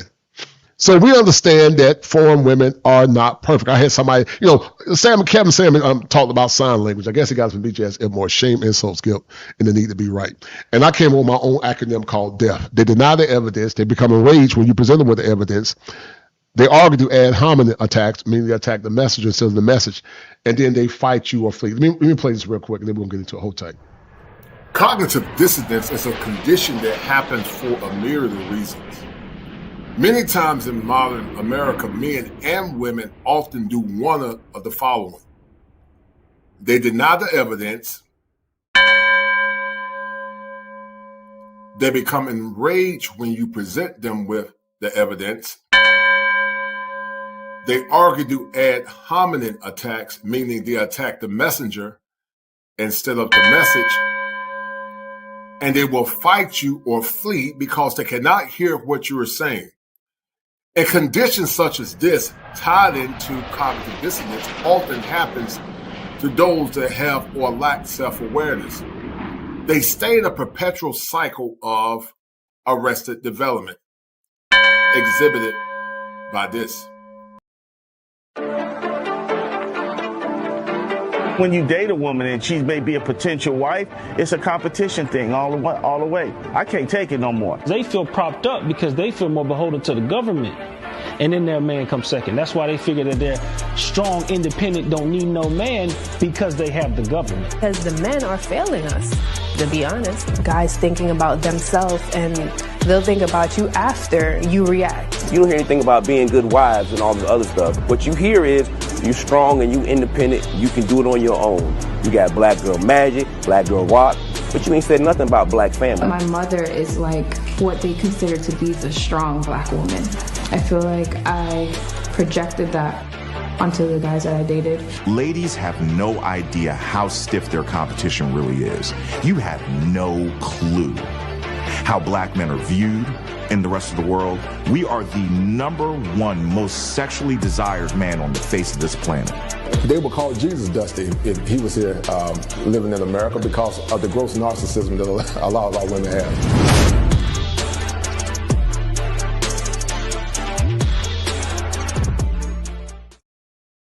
I'm sitting. I said that about 4 years ago. Yeah, that was a good movie too. Shout out to Al Grease. That was a really good movie. I really enjoyed it. Yeah, you enjoyed it. That was about, and I got to go back and look at the videos. Al Grease gave me. Shout out to Al. I reached out to him about a couple months ago, about half a year. He was sick. I didn't know that. He's doing. I think he's doing better. But he's been sick. But I said that about 4 years ago in the movie Frustrated 3. And it's gotten worse. When I hear these positive people, you got in criminal justice, when I went to school in law enforcement, you got a Pollyanna and you got a Cassandra. You know what that is, right? And a Pollyanna, I think a Pollyanna is more positive, Cassandra is negative. And, they're always thinking positive, and let's say you can't. It's going to take a de-evolution. I'm not against change. I just understand that you can't take new wine and put it into old wineskin. And we understand that foreign women are not perfect, but some people love to bellow the sentiment. Oh, they're going to get you money. No, the problem is a lot of American women don't want to compete. A man like your quality, no kids, in Colombia at 57, you could get you a dime, brother. Yes, I'm telling you, brother, you can get you somebody. Yeah, you just don't know how much potential you got, man. And I just leave it alone. You don't even know your potential. And like I said, I'm not trying to say anything to boost your head. I even told my wife, and I love my wife. I've been with her for 33 years. My wife is natural, she's cute, short, all my kids by her. But I told her the same thing. If I was a single man again, I'm gonna get on the wings of an eagle. I'm gonna be like one of them Pentecostal preachers. I'm gonna get on the wings of an eagle, man. It's just so difficult. It's very difficult to find a sister that hits all, attractive, and y'all have the same values and so on, and desires, expectations. It's a lot of moving parts, and the women of yesteryear are gone, man. They're gone. They're gone. And then in 1995, only 2% of Americans, white, black, otherwise, met online. Right. Today, it's over 50%. Mm-hmm. So, and many young brothers, we talk about, if I was talking to my son, a young man, brothers like that, they don't remember what it was like back in the 1990s. They never seen. They don't. They never seen a landline phone. They never seen a pager. That's true. True. Many, I think, very true. I read. I want to say it was a Washington Post. They did an article, big article. Half of young men under 30 have never approached a woman in public. Mm-hmm. Everything is online now. So I just don't see how a young brother today can really make that. You got some notable exceptions in there, but for the most part, and then you got Me Too, the Me Too piece. And it's just so many different things. That's usually why I just, man, just get you a passport, bro, and get out of the country. You got to, man. That way. Yeah. You got to. And, of course, they're going to say, oh, you're lame. You got some of these dumb coaches, some of these goofy coaches. Oh, you got, I hear these clowns talking about you got to make more money and you can make all the money you want. Will Smith made a lot of money. Jeff Bezos made a lot of money. A lot of men make money and they still don't get respect. The neurosurgeon that I talked to made money. He didn't get no respect because the problem now, they don't want equality, they want superiority because it's spiritual, and I'm not going to get into it because it's on the esoteric level, but it's spiritual, it's witchcraft. The scripture said that rebellion is as witchcraft and stubbornness is as idolatry. They worship their feelings to rebel against the authority of the man. And so in Latin America, whether DR, as long as you know the game and you know how to navigate, being 5'7" in DR is natural. Oh, yeah. Being 5'7", you ain't got to worry about quote unquote short man syndrome because most of the men are your height in those countries. Yeah. They're short, they're your height. I mean, actually, average height is 5'9". Yeah. So, they'll see a stately gentleman like you, and you won't get no average woman. You could get a fine woman as long as you know how to move and you get your head right. You can't go over there not knowing your worth and going up there simping, and you can't do that. But you would be a 5-star recruit. Now, you would be the point guard. I would be Shaq because I know I could do the same thing. I'm 6'5", 6'6", 6'6" with shoes on, like shout out to my man Quiet Store. And I'm a 5-star recruit, man. Yeah. Chris Mouthpiece, highly educated, Ivy League, Southern, Ivy League adjacent education. I make 6 figures plus, not trying to brag, but I make good money. Yeah. And so, you think I'm worried about some of these chicks? Like, I'll give you an example. Kendra G tried to mock men. She said, oh, you older men can't keep it up. And that's this projection. She said, you can't keep it up. What do you mean can't keep it? What she mean by that? Well, what she's trying to say, and listen, and I'm glad you asked the question, Obsidian. She's basically trying to say that some of these older men have erectile dysfunction. Now, listen, some do. Right. There's a new study. I had to send it to you. There was a new study that came out of the European Union. Right. About that. So yes, they found that you know what? Hold on a second. Now, I'm gonna read it to you right off the phone. Sir. Go ahead. Yes, sir. Go ahead. Right off the phone so everybody can see this. Where is it? A large sample size, 67,000. Research by Avik et al. Finds average men's sexual desire is substantially higher. More stable than women's throughout most of their adult lifespan. Peak average sex drive for women is 20 through 30.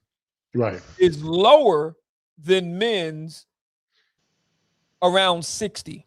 So in other words, a man of 60, and so that we're clear, they're both in good health. Right. So a man of about 60 has a higher sex drive than most women at 30. Right. But let me challenge that. Not challenge, but parrot that, because that's a valid point. But watch this. It's not so much Obsidian that he can't get it up because something is wrong with him. It can be that he's overweight. Yeah. He doesn't have enough protein in his diet. He's not getting enough sleep. He doesn't drink enough water. He's not lifting weights because we understand there's a correlation to vitamin D. He's not getting enough vitamin D. He's not getting enough lean protein. He's not getting sleep, and he's not controlling his cortisol levels. I take magnesium glycinate. As a therapist, I use a concept called nutritional psychiatry. Hippocrates said, "Let the food be thy medicine. Let the medicine be thy food." And so, a lot of doctors give people Western medicine based on neurobiology and neurochemistry. I don't do that. When I talk with my patients, I give them, I'm very exhaustive before I recommend medication. I'm not a psychiatrist, but I try to look at all underlying etiologies before I say, get on some psychotropic medication, because sometimes it's a nutritional deficit. And so I said all that to say this, Obsidian. Sometimes he can't get it up because he's stressed out. Sometimes when you look at your body, he can't get it up. When he see that fupa, when he see that you don't work out, you ain't sexy, you got a bad attitude, we call it a psychosomatic response, or what we call psychogenesis. And so when he look at that woman upstairs, she got a fupa, she got a bad attitude with a bonnet on her head, that man can't get up. But when he go to a woman obsidian, he's eating good. Because they've done studies obsidian. They said when men go to Brazil and those other countries, not only do they lose weight, I've heard men tell me specifically obsidian that they thought they had erectile dysfunction. But when they got to, but watch this obsidian, but when they got to Brazil, they said that scripture in the Old Testament, can these dry bones live? That's what they said. They said, can these dry bones live? And they said what it means, and that meat got hard when they got in other countries. Because sometimes obsidian is that feminine touch. He's getting his rest. He's not stressed out by the toxicity in America. So watch this obsidian. When a Kendra G try to shame me, no disrespect to Kendra G, and say, oh, y'all men can't get it up, watch this. Well, guess what? I would say to Kendra G, you can't keep it up because you got to use fake up, you got to use wigs, and you can't keep it in, meaning once a woman gets a certain age, you can't carry a baby to gestation. But obsidian can still make a baby. Actually, obsidian can make a baby till he's 80 if he can get his meat up and eat right. If you listen, and the old folks you say in the church obsidian, they say, only thing I need is a willing vessel. That's all you need is a willing vessel. That's all you need is a willing vessel, obsidian. So there are studies now. So there, because I know, there are ladies in the community try to shoot back with. Listen, for brothers that, like you said, that don't take care of themselves. So that's true. But it's true. I mean, for me, I've never had to use. I'm 57. I've never had to use a blue pill. Never. Yes, sir. Right. Can these dry bones live? And I've heard men say, let me tell you something. Like I said a minute ago, it's psychosomatic. In the clinical, that means mind impacts the body. There's combinations of DSM-5 called somatoform disorders. That basically means that trauma can impact your physical functions. Soma in the Greek means body. That's what it means. It's called somatoform. But when those men have went abroad, obsidian, because let me tell you something, a woman's touch is energy. They've done studies that when women will hug children who have been traumatized, the neurons in the brain started reconnecting again, obsidian. Because you can get trauma blocks due to trauma. But when you hear that soft voice, when that woman is in that kitchen cooking that man some fresh mangoes and some fried fish, and she got a quiet voice and she's kind, and she got a flat stomach and wide hips because she work out, and she got a soft voice, man, that man is motivated. That man will be singing that song by Teddy Pendergrass. He said, "You inspire me." But men in America are not inspired. They stressed out. They come home, the wife got a bonnet on her head. She got a big back. She got a fupa. She don't listen. She's hard-headed. And how can a man get his meat up? So bad attitude can cause a man to have erectile dysfunction. Yeah. So it ain't got nothing to do with necessarily something's wrong with that man having erectile dysfunction. It says he's stressed out. Don't you know obsidian, the low vitamin D is a precursor to erectile dysfunction? Did you know that? What? Say what? Low vitamin D. Low vitamin. Do the research, man. D, right? It would have to be D, right? It would have to be D. It couldn't be vitamin A or vitamin C. Right. Vitamin D, right? Vitamin D is a callus hormone, and it jumpstart every hormone. Also zinc and magnesium. The body needs those essential trace minerals in order to be optimized, and a lot of men don't have it. And so my point is this. A man like you're a 5-star recruit abroad, man. They will love themselves some obsidian.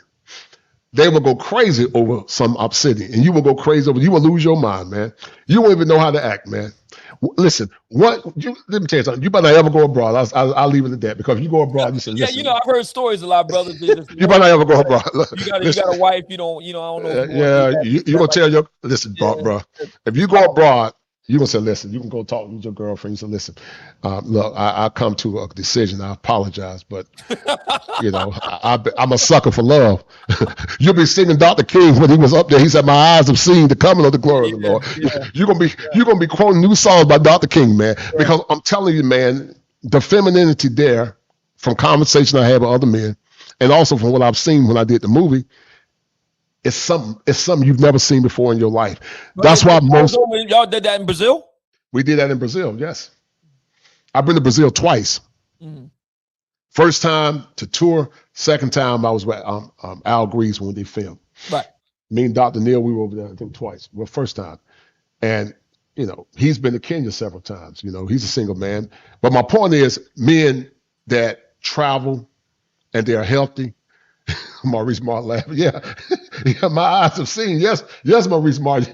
I'm seeing him. I'm seeing him tell his girl he's been. Listen, I try to be, but look, I think we're gonna have to end this. Because you think I'm joking, upsetting. Yeah. And I know you love your girlfriend. I ain't trying to call an interruption in your relationship. But I promise you'll be singing that song by the Temptations or Mary. What's that woman named Mary Wells' Secondhand Emotion by Smokey Robinson? Secondhand Emotion. Whatever that song was, you'll be singing that, man. There have been men. Check your Facebook Messenger. I just sent you that study I just talked about. I just sent cool. the link to you. Okay, cool. Let me pull it up. But yeah, man, you would lose your mind. Hold on. Let me pull it up. Association of Sexual Desires with Demographic. So we'll go over it in a minute.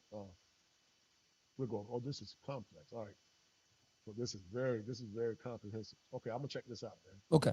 What did you garner from that conversation based on what you saw, brother? What did you garner from? Your volume went down real low. Can you hear me? Yeah, go ahead. I said, what did you garner from that when you read it? What did you garner from it? I've always had a high drive. I'll put it that way. Right. And you hear, and you brought up Kendra G. I'm gonna move it off of her and go to the more general.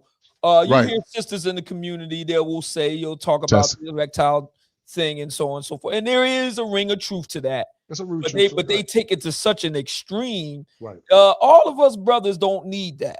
Okay. Right. All of us brothers ain't in bad shape. There's so much ageism against black men. Right. To where, every brother that's over 40 is looked at with suspicion, and you're trying to move him into an early grave and all that sort of stuff. And are there some brothers out there that don't take care of themselves? Yes. Right. But there are brothers out there that do, and they function just fine. I'm one of them. And hey, look, man, I mean, I've never been with a lady whose drive is higher than mine. So. Oh, wow. Yeah. Oh, wow. Even at 57? No. Oh, wow. Not higher. I mean, on the same plane. Okay, fair enough. But higher than mine? No. So you mean to tell me at 57 your drive is still high? Very high. Yeah. Wow. No drop off at all.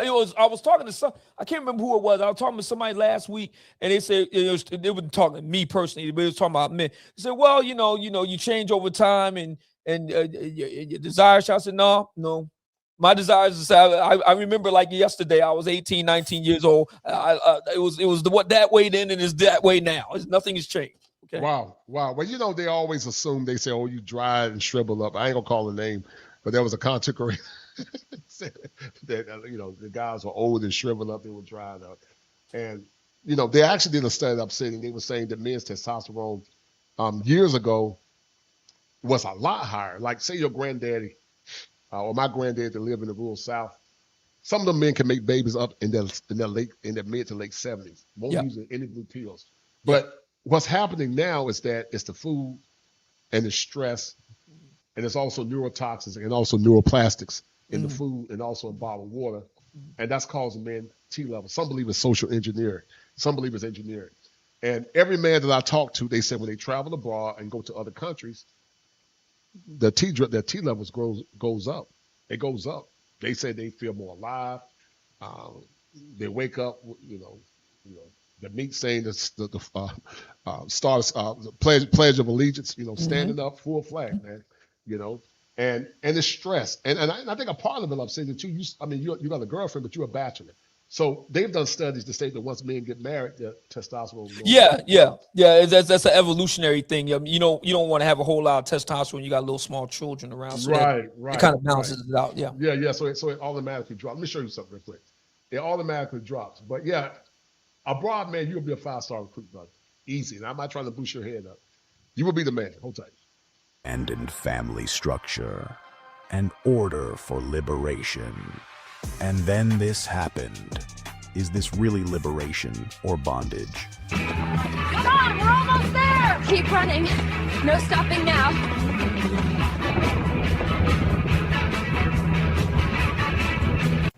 They didn't just take the fun. Socially, voice in picking Democrat black woman president. Hold on. Shirley Chapin policy, small s, 38 states needed for adoption.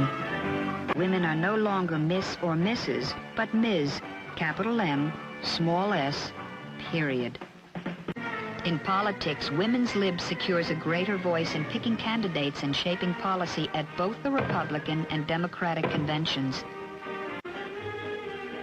History is made when Shirley Chisholm, first black woman elected to the House, becomes the first black woman nominated to run for president. Miss Chisholm receives more than 100 votes.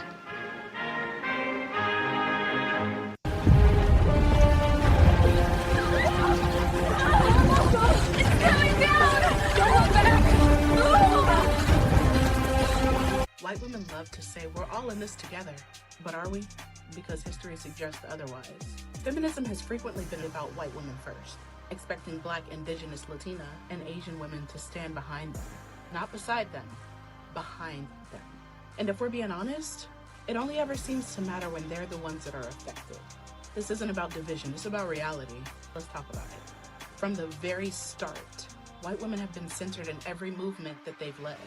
While women of color, we've been expected to serve. Black women were enslaved, forced to raise white children, clean white homes, and cook white families' meals, while their own families suffered. Indigenous women were displaced, stripped of their land, and forced into assimilation schools designed to erase their culture. Asian women were brought as cheap labor, confined to back-breaking jobs, and denied the right to citizenship. Latinas have long been exploited in this country, in agriculture and domestic work, and paid pennies for labor that sustains this country. And when white women started pushing for rights, for equality, for change, they expected women of color to fight right beside them, but never for them. Women of color stood side by side with white women, fighting for the right to vote. But when the 19th Amendment passed in 1920, white women celebrated. Black women in the South still blocked from the polls for another 45 years. Indigenous women, not even considered citizens until 1924. So basically, black women were hoodwinked. They were hoodwinked. This so-called. I was looking at the show you did with Fatty, man, and me and Messi let go. We've had conversations. I respect him. Him and I have had some disagreements, but that brother was moving like a UFO, man. He was jigging, zigzagging all across the atmosphere. I'm like, you must be a unidentified Aryan phenomenon, because he was bojangling. He was doing a lot of bojangling. I know you were quiet. You were just doing. I guess you were writing your book. I think you were taking notes. I'm saying you was quiet writing. You think you was writing notes, but he was doing a lot of bojangling and a lot of flip flopping. Yeah.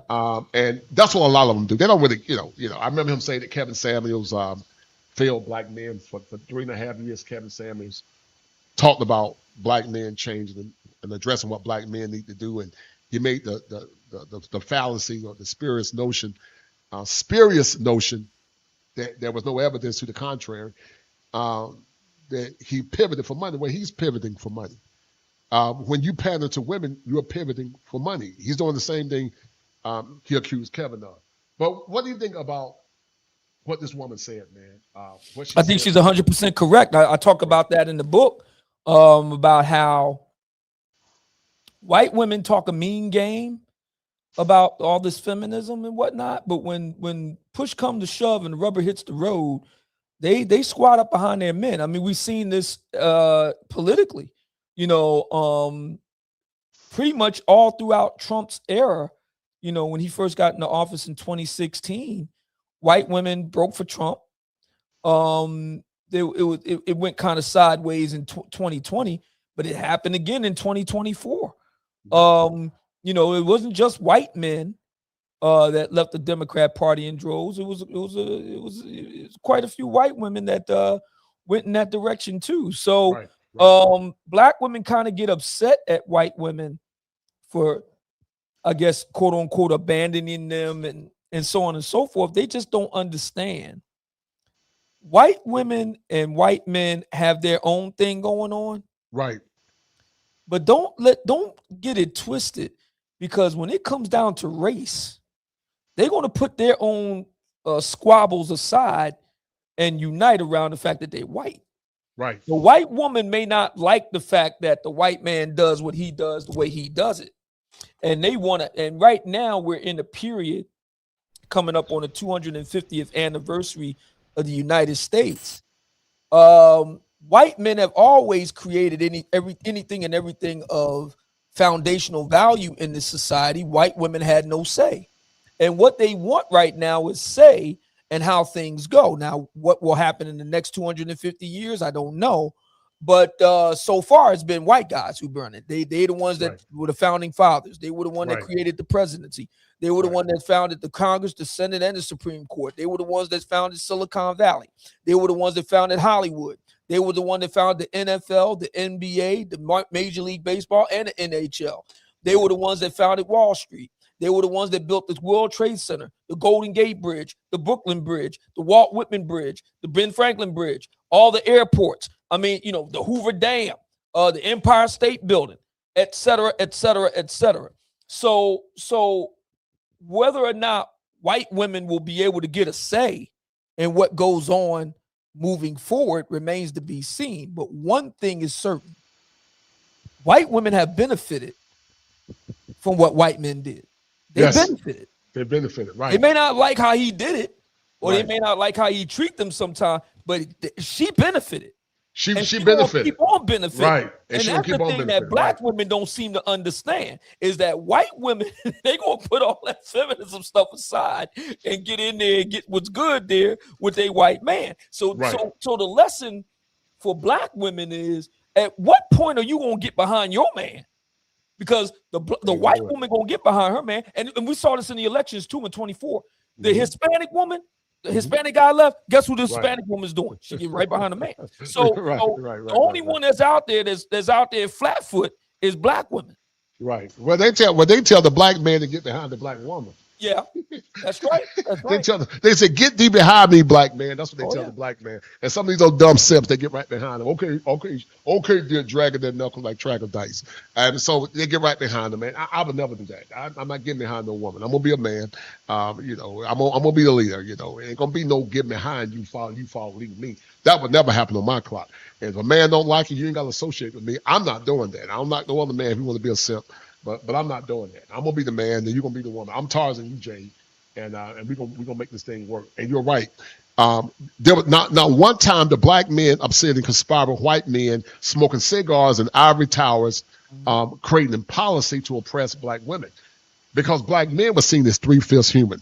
Black men were the first slaves. Black men were hung as strange fruit. We were the ones getting killed and destroyed, and we were both mules of a common cause. But the black women that say, I heard a woman say, I think Angry Man, but she was talking about black men assimilated into a patriarchy. There was no true patriarchy for black men. We can argue there was a quasi at the meso mean group, and maybe in some communities, and maybe at the micro, where they adhere to biblical mandates and they strived to live up to the patriarchy explained in the Bible. And if you're a Muslim, to what was in Islam. Right. But a true patriarchy is at the macro level, because a true patriarchy, watch this, is predicated in a theocracy. I'm going to say it again. A true patriarchy, Obsidian, is predicated in a theocracy. That's why in Islamic countries where they practice Sharia law, those women don't get out of line. Ain't no tolerance. And I'm not saying I agree with Sharia law, but I'm just saying that they don't play. Yeah. You get out of line in those countries, you could lose your life. Oh yeah. Am I talking right? Oh yeah, no. It's very we have precedent for this. The Taliban a couple years ago, after many years of, first of all, the Taliban started out. Back then they were called the Mujahideen movement. So you had them in the 1980s. They were fighting the Soviets. The Soviet Union was trying to invade Afghanistan. We being the United States, CIA in particular, we gave them shoulder-mounted missiles to fight the Soviets. They fought them off. Okay. So then going into the 90s, going into the 2000s, the Mujahideens became the Taliban movement. And then the whole thing with September 11 jump off. United States goes in, invades Afghanistan, stays there 20 years. Finally, the Taliban ran us out. They go and retake the government, and they're out there. And now, you had these Afghan feminists. They call themselves getting out in the street and protesting. You know what the Taliban did? Now, they didn't shoot them. They didn't shoot them. Put their rifle on their back. They led pipes, and they took them pipes to those women. Are you serious? Oh yeah, you go look it up. Al Jazeera and all that. You look Right, it up. So right. They took those lead pipes. They beat them. They beat those Afghan feminists in the street. Beat them. Wow. That was the first time and the last time you saw some Afghan feminists out there protesting. You ain't see them out there no more after that. Wow. I'm not saying that makes it right. I'm just saying that's what they did. That's what they did. Right. No, you're right. Exactly right. And so, black men never had sovereignty over their women. Now, here's what people get it confused, Obsidian. And I'm going to say this, and I'm going to say it real clear. And I know you're an intellectual. You understand what I'm saying. Domestic issues are endemic to all ethnic groups. Yeah. I'm going to say it again. Domestic issues are endemic to all ethnic groups. Right. Some of the same stuff that was going on with grandma and grandpa was going on in the Indian community. It was going on in the white community, in the hillbillies in the South. It was going on in all communities. But somehow black men always get absconded as being genetically predisposed for violence. Yeah. Am I talking right? Yeah. Well, I mean, right now we got these this spate of black women being killed, right? And I was looking on Instagram. I want to say this morning. I was looking on Instagram or last night, and one of the pages over on Instagram, they say her name, and they was looking at the different cases. The one sister that got killed by her husband. Or her estranged husband, Justin Fairfax. Yes, sir. She was among the multitude. Right. And then you had Ashley Janae in Africa. Right. So you had that. So you had a number of these different cases. And now I was reading today, and I don't know all the details, but a really horrific situation. A bunch of children got shot and killed, and it's really bad down in Louisiana. So it gives you the impression that this is something that's unique to black men. I said, but wait a minute. You got the sister that got killed over in Africa, you know what I mean? And as far as I'm concerned, that white guy did it. Yes, sir. As far as I'm concerned. Right. That's just my opinion. I think he agree. did it. I don't buy that she wouldn't commit suicide. Black women don't typically do stuff like that. Right. They don't typically hang themselves. No. So I'm not buying it. So there's that. So I said you have to explain the white guy who did that. But when you look at black men, I mean, the number one victims of black men are other black men, unfortunately, gun violence and that sort of thing. That being said, you don't see many brothers, doing the Ted Bundy type of thing. Right. We don't do that generally. Every once in a while, you might get a really crazed, deranged black guy. But that's like once every 20 years, something like that. It's rare that you get a Ted Bundy, BTK killer type, that's very rare among black men. Right. Very rare. It's very, you're right. It is very rare.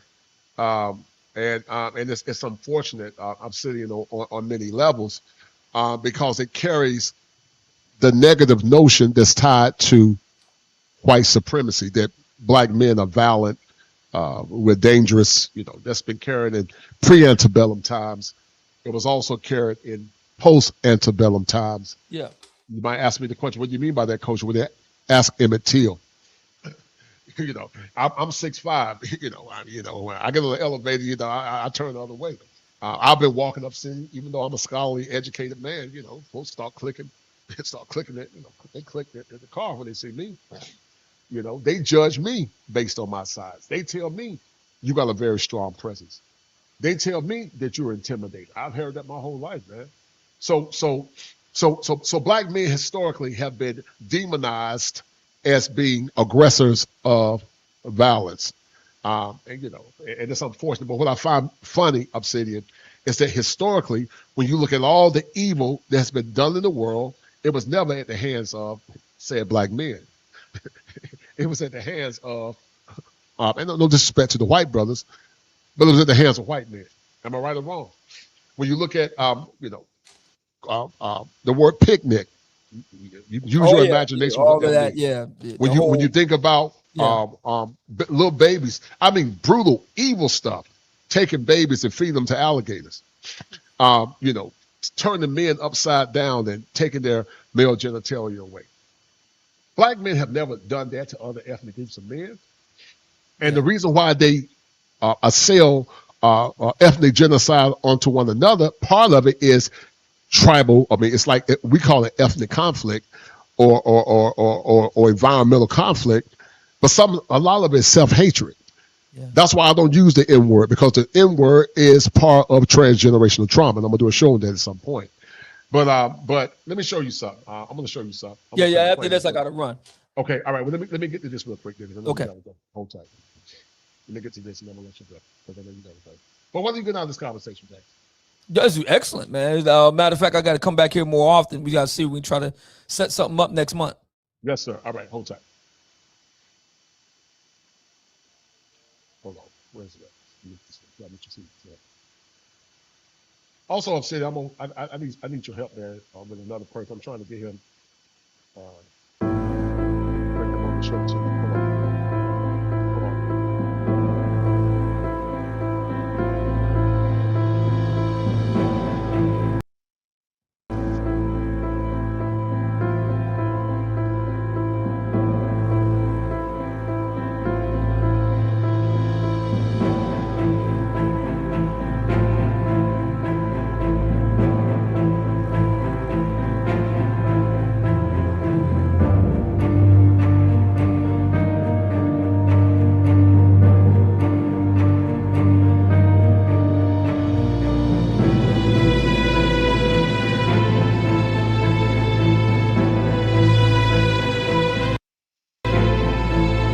So if you look at all of this, it was all tied to white women that rebelled against their husband. This woman said that the end of the goal of feminism, revolution must be the abolition of the nuclear family. What did they do? They went into the black church, convinced black women to delete their babies. And right now, we were one of the bigger minorities. We're a sub-minority to Hispanics now, and it's getting worse. And so basically what it says is that this was a white woman's issue, and she was rebelling to her own man.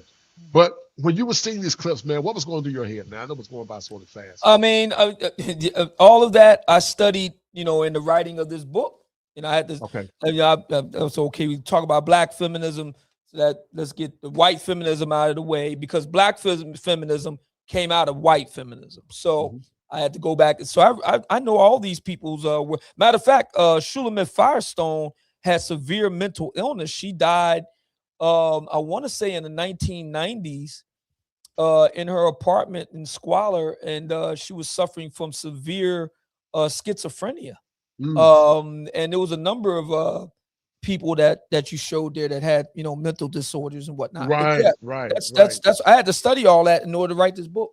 Oh wow. Well, Dr. Helen Smith was talking about how a lot of women that are liberal have a lot of underlying mental illness, and the fact that we went from black excellence to prior Lyndon B. Johnson, we were on an upward trend to falling back precipitously now. It's a horrendous problem, man. It's a horrendous problem. And listen, I don't knock nobody that want to stay on the plantation. They can. I'm good. God forbid if me and my wife don't make it, I'm gonna get on the wings of an eagle the next time. I would never. I can't say I blame you. I would never look back. But before I let you go, what did you got? Anything else you got out of the conversation? I know you got to go. And I appreciate it. Man. Yeah. I mean, it's been a while. I think the last time I was here was late last year. So this is the first time this year to be on the channel. Always a great pleasure to chop it up with you, Kosher. Looking forward to seeing you in Vegas, the Black Manosphere Conclave, September 11th through the 13th, 2026. All the details for those listening want to join us is going to be me, Kosher, Leo, Shannon. We got Jeff St. James and Darwin and Dave Anderson, a whole bunch of guys. Coach Greg Adams is going to be with us. We got a lot of guys going to be there in Vegas. For tickets and info, www.blackmanosphere.com. And thank you so much, Kosher, to be continued. Yes, sir. Yeah, listen, I'm going to tap in with you on the back end. I need to get in contact with Dave. I'm going to get him on the show, do a show with him too. So you got his info. Tap in with me, man. I appreciate it. I will. I'll send you the information to your Facebook. I'll send you his information. Yes, sir, man. Pleasure seeing you, brother. Thank you so much, man. Appreciate it. Yes, sir. God bless. All right, peace. All right, yes, sir. All right, guys. So this was a destruction of what once was a vibrant black community. This man said the feminism was always about women's rights. Now, once again, let's go back and look at it. Hold tight. Now look at what she said, because we went from black excellence to getting involved in something that had nothing to do with black excellence. I want to see a man beaten to a blank pulp with a high heel shovel in his mouth like an apple. This is what this woman said. These raging, white, nasty women that hoodwink black women into following their agenda. Um, yeah, I agree, Cortez. He said that half of these TikTok offenders are on the spectrum. A lot of them admit. I believe that, man. I believe that. Um,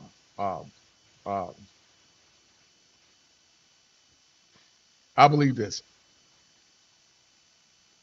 Shout out to Sword C. He said, guaranteed good stream of season. Come on. Salute, Phil. I appreciate that, Sword C. Thank you, brother. Don't be in Jersey sowing no seed either, man. But shout out to Sword C. But we went from being a vibrant community to being compromised into intersectionality, feminism, and demonizing what once was black excellence. Look at these comments, guys. This woman said that the end of the feminist revolution must be the abolition of the nuclear family, human life firestone. That's what she said. Some of these women were rebelling against their fathers. They had daddy issues. Thank you, Ambitions Friday 101. I appreciate it, dear. With a channel like this, the subscribers and likes should be way up. These topics are real. Thank you, dear. I appreciate that. Well, when you tell the truth, Ambition Zofrida, telling the truth don't get you a lot of popularity in this culture, unfortunately. But I appreciate those kind words, man. I really do. But listen to what these women said. These women were the catalyst to the destruction of the American family. But before we go back to this, let me finish playing this clip of what this woman was saying. Hold tight. Let me go back. Legally barred from becoming citizens, Hold tight. which meant they couldn't vote until 1952. And Latinas, they faced literacy tests and language barriers that kept them from the ballot box. And white feminists, they moved on. They got what they wanted, and just like that, our fight. Right, and basically what they always done, when they try to take the civil rights of black people and tie it into these liberal ideologies, and then they step on black folks, and some of these radical movements like BLM, they step on black people, especially black men, and they continue to push their agenda. And we went from saying people of African descent to brown and black people. We're including brown and black people in our cause. But when brown folks get to the top, they don't care about black folks. My point is, black people of African origin that live in America need to focus on their own issues. Nothing against brown people, but we got our own issues. We were here first. We built this country. We should get what's deserved, what our ancestors worked hard for, and not subjugating ourselves to always taking on other people's fights and taking on other people's issues. That's been the destruction, and it was by design. It was co-optic, and it was also psy-optic as well. Psy-optic as well. Became an afterthought. In the 1960s and 70s, a second wave of feminism came about. White women, now they were fighting for equal pay, reproductive rights, and workplace equality. Sounds great, right? Until women of color said, what about racism? What about forced sterilization? Yeah, they don't care about that. What about baby deletions? What about with these DEI incentivized jobs, where most DEI jobs were given to white women, white males, alphabet, black women, and black men? We were at the bottom. But black men still, like idiots, voted for the Democrats. I'm not saying that I agree with Republicans either, per se. But capitalism is better than, in my opinion, if it's regulated properly, it's better than centralization of government, where the government is in your business and the government is in your affairs. And they use and manipulated what people of African origin and African descent had, to the point that we have cascaded into nothing. But you can't have these conversations with most folks because they are indoctrinated and they can't hear what you're saying. What about economic discrimination? That's what keeps us underpaid and overworked. The response was essentially, let's focus on women's issues first. Conservative values are better. You're right, Maurice. They are better. And that's what our ancestors were mostly. We were not necessarily, well, some were Republicans, but I don't care about either party. I don't believe in partisan politics. But I would argue that, I appreciate ambition, dear. That feels good, dear. You have many subscribers, and the topic should definitely be shared. Your channel is fire. I appreciate it, sweetie. Maybe I'll bring you on one day and we'll chop it up. But I really appreciate that. It feels good to hear from sisters that value intellectual discourse. Everybody don't value intellectual discourse. They like trash, they like goofy stuff. They don't value intellectual discourse, but I do appreciate it. And do me a favor, you share it to like-minded sisters and brothers that think like you. But we were a lot more conservative in the past, and I just try to convey the message and break the cognitive distortions that many have, because many do have cognitive distortions. So shout out to you, Ambitions Rita 101. Shout out to you, young lady. As if racism, medical discrimination, and generational poverty weren't women's issues. This is such a fact. It says feminism used the black woman for a number of their cause and then left the black woman hanging while they got married and moved to the suburbs. This is 1000% true. So, black woman, you want to rebuttal against the words of the Most High. You want to rebuttal against the black man. You even want to rebuttal against the so-called black woman that's sitting here telling y'all the truth. Y'all going off.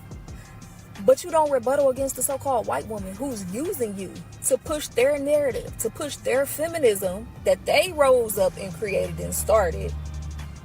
Why they chilling at home with their husbands, loving on their husbands, having children, loving on their children, speaking life into their children, setting up trust bonds for their children. And that's what the family was in the past. But we're not going back to that. It's unfortunate, but them days are gone. We are in the last days, I believe. I believe we're in the latter part. I believe we're in the last seconds of the last day before the Messiah come back. That's what I believe. It is what it is. Like I said, J.D. Vance, Trump said it, that aliens and UFOs are real. And I won't be surprised at some point they said that, that we were seeded here to a concept called transpermia, which is part of the Great Deception. But it'll take something called a hopocalypse. It'll take the hopocalypse for some of these women to change. And some of them still won't change. I heard somebody say, guys, that the typical woman in America would rather be, she would rather reign in hell than to be submissive in heaven. And I'm going to tell you, men that made good choices your whole life, focus on yourself. Don't feel like you got to be pigeonholed to another person because of skin color. If her consciousness is not black, if her spirit is not black, then don't feel like you're going to be loyal to skin color. And you're right, Jolena Tabor, we are in the last hours and minutes. I would say the last seconds of the last days, because what you're seeing now is a proliferation of rebellion. As I said earlier, the master teacher, Jesus said, "Who is my brother?" He said that he that does the will of the Father, that's who my brother is. And so I'm not concerned necessarily about skin color. If you find an Asian woman that loves you and honor you, you get with an Asian woman. If you find an African woman that loves you and honor you, you get with an African woman. If you find a white woman that loves you and honor you, you get with that white woman. You get with any woman that loves you and honor you, but more importantly, you get with a woman that believes in God. And that she's centered around God, Christ, and submission to the cause. Because I don't care what she say. Your wife is not your partner, she's your wife, because partner means co-equal power and co-equal responsibility. Husband means I got to take the blame when things go wrong. When the master saw Adam in the garden, he didn't say, Adam and Eve, where are you? That's a partnership. He said, Adam, where are you? Because he had entrusted Adam with the right to love his wife and to protect his wife and to guide his wife. So we are in the latter part of the last times. And, I won't be surprised soon they'll say, aliens come out and say that, we're not the only ones here. And some of these black women will be fighting the aliens, man. They're going to be fighting the aliens, man. When the aliens come, they're going to be fighting the aliens. And they're going to try to nail the aliens to the cross. Shout out to Vada Dispima, Vatican, the small hats created the conservative white men. They also created the left white women, all to dismantle the community via influence. Yeah, no doubt. I respect that Vanda sentiment. Thank you, sir. Appreciate that, sir. Oh, sir, I think that's a man or woman. Thank you, sir. Appreciate it. Prosper in their family, but still watching you push their narrative. They're benefiting and you're not. I know so-called black women gotta be tired of working for free. Y'all advertise everything for free, but you won't stop for 1 second and look how you can put all that energy into your own life, build your own self up, prepare your own self to become a humble, beautiful, respectful, honorable wife to your husband and start your family. And let me tell you something, guys. Let me show you guys something. A lot of these women are running to the Statue of Liberty. They running real fast to the Statue of Liberty. They are running, guys, to the Statue of Liberty because they are tired. They're broke. The vaginas are tired. They're tired of having all that fun. And they want somebody to come and help them take care of their children now. They want a man. They want a good man to help them. And I had a show with a woman. She came on my show years ago, guys. And let me show you guys something. Because this woman is the typical woman that was hoodwinked by liberalism, and she missed her opportunity. And she understands that it's over. And she realized that she could never go back to the past. And this woman sadly accepted her fate. Let me show you guys something. And shout out to Megan, the substitute teacher. Hold on for a minute. Let me show you guys something. But yeah, man. If I was a single man again, guys, I'm gonna get on the airplane. I'm getting on the airplane. Again. Shout out to my wife. I got a good wife, but if me and my wife don't make it, my next one gonna be a foreign woman. Trust that. Unless I find a top tier one here in America, and I know it's gonna be hard to find. So I'm gonna get on a plane, and unless she's gonna have to be a special one. But knowing me, I'll probably get on a plane, man, and travel abroad, man. Get me one from the motherland or from South America or wherever. But it won't be in America. I ain't got time to be trying to teach no woman how to be no wife. Just ain't got time. Hold on, let me show you guys something. Why does video keep spinning up? All right, let me finish playing this. When I find I'll let you guys see. I'm gonna finish playing this, and then I'll let you guys see. Hold tight. And put all that energy into your children and into your household and to your husband. Like they have played y'all to the left. Y'all want to be so mad at black men, and y'all want to be so mad at black women who y'all call pick-me's because we sit up here and we tell y'all the truth what's going on, and so y'all wanna box us in. Y'all not upset at the people, these white women who tricked y'all, deceived y'all, and y'all still pushing their narrative. Feminism has got you nowhere but single, mad, bitter, a baby mama, a harlot, rebellious, a Jezebel spirit, and you still can't figure. And let's be clear, this sister's telling the truth. Liberal white women, not conservative white women, but liberal white women. They joined a cause that they had nothing to do with. There was a song back in the 70s, in the 60s, it was called War. What is the cause for? Absolutely nothing. That was the name of the song back in the day. When them black brothers were going to Vietnam fight, it was a song called War. What is the call for? What is the cause for? Absolutely nothing. What were you fighting for? Because prior to Lyndon B. Johnson, we had Black Excellence. We had Jet Magazine. But you were co-opted by the CIA. You were co-opted by some of these liberal politicians that went into the black church and paid them off, just like they're doing to some of these black boule Negroes, these bougie elite buffer class Negroes. They doing the same thing to them. They're called oligarchs, global elites, the shallow government. You got the black boule, the buffer class between prominent, the average black person And then the elite black, the so-called elite Negroes, black overseers, high-ranking Greek letter organizations like Roland Martin, Ricky Smiley, Van Jones, Steve Harvey, Ben Lindsay, Kim Goodwin, Crump, Al Sharpton, and some black churches. And what they have done, they infiltrated the minds of upper class, middle class, and lower class, and working class black people. And they conditioned them to vote for policies that are antithetical to our ancestors, but more importantly, antithetical to those that believe in faith and antithetical to objective Christianity and objective theology. So that's what you got now. And you got a lot of sisters now, they're tired, they ain't got no man. Because they ran to the Statue of Liberty. They ran flying, going 100 miles per hour like the road runner, running to the Statue of Liberty. They were running to get liberated, only to be used and abused by multiple men, to not have a husband. Because see, times are getting hard, guys, and a lot of these women are scared. They are nervous, they are afraid, they're broke.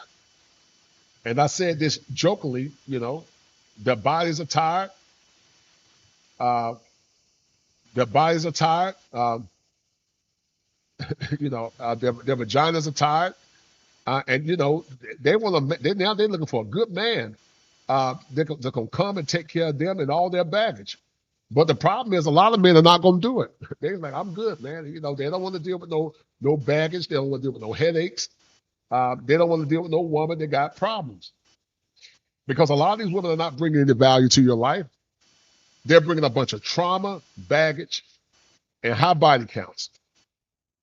And they want you to pay their bills and to love them, and they ain't gonna cook for you, because they ain't gonna cook for them, man. They ain't gonna give you no cat. And and they're gonna make you pay for all the men that hurt them, all the men that impacted them, all the men that lied to them.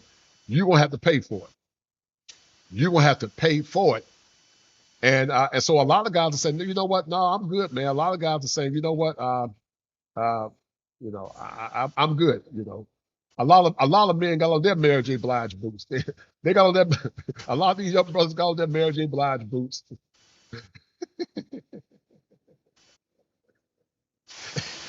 A lot of these brothers now put on their Mary J. Blige boots. They sing the same song, and these brothers are saying, all I want to do is to be happy.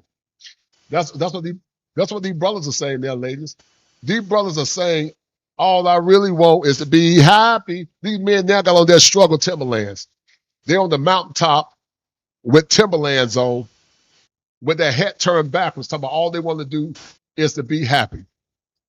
Because winter is here. Kevin Samuels talked about it's here. And a lot of women are tired. They're tired. Statue of Liberty said, give me your tired and your poor. But the statue's saying, I'm gonna say you help us back. Cause I'm broke. The government is broke now. The statue said we ain't got no money. So if you ain't got a good black man, you in trouble. Because by 2030, 40% of women will be single and childless. The women that made good choices, they're gonna be covered and protected by their men. The ones that didn't, they're gonna be out here in the wilderness by themselves trying to figure things out. And the Statue of Liberty, she said she's closed. She turned the lighthouse off. She's turned her flame off. She said, y'all got to go fend for yourselves because y'all disavowed order. You threw the black man under the bus because you said we were only with you back then for survival. You threw the black man in the trash can. And now you're singing that song by Harold Melvin in the Blue Notes, the whole world laughing at me, silly fool. Or you're singing that song by Patti LaBelle, On My Own, One More Time, Love Myself. You're by yourself. Because if every woman decided to get married now, she would be single. 2 million black women would be single and childless, even if they decided to get married by themselves. So they were hoodwinked, they were deceived, and now they are beginning to suffer the recompense of their error.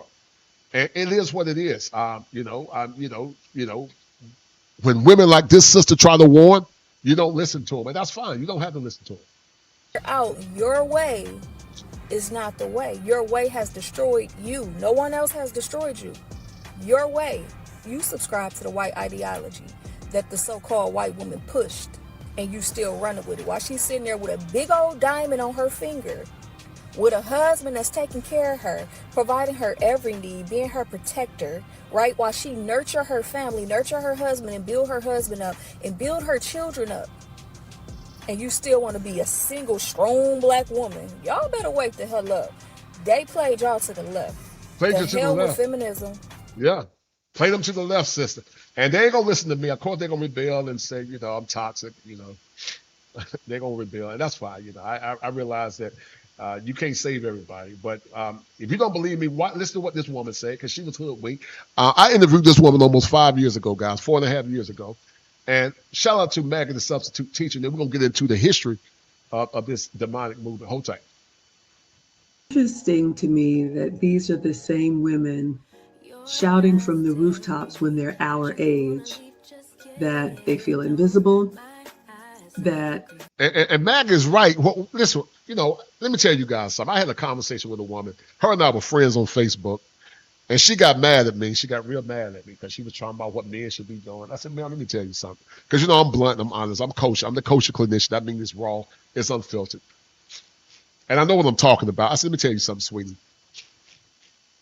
When a woman gets a certain age, she becomes invisible to most men. It don't mean she can't get no penis, because she can.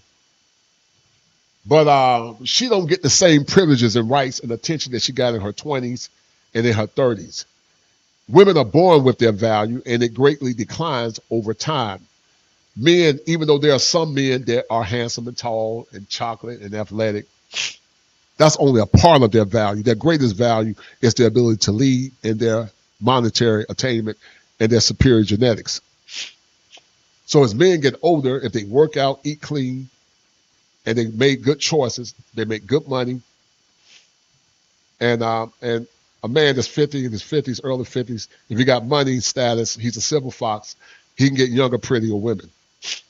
Just the way it is. Don't get mad at me. It's evolutionary. It's anthropology. It's some call it evolutionary psychology. I don't necessarily agree with the word evolution.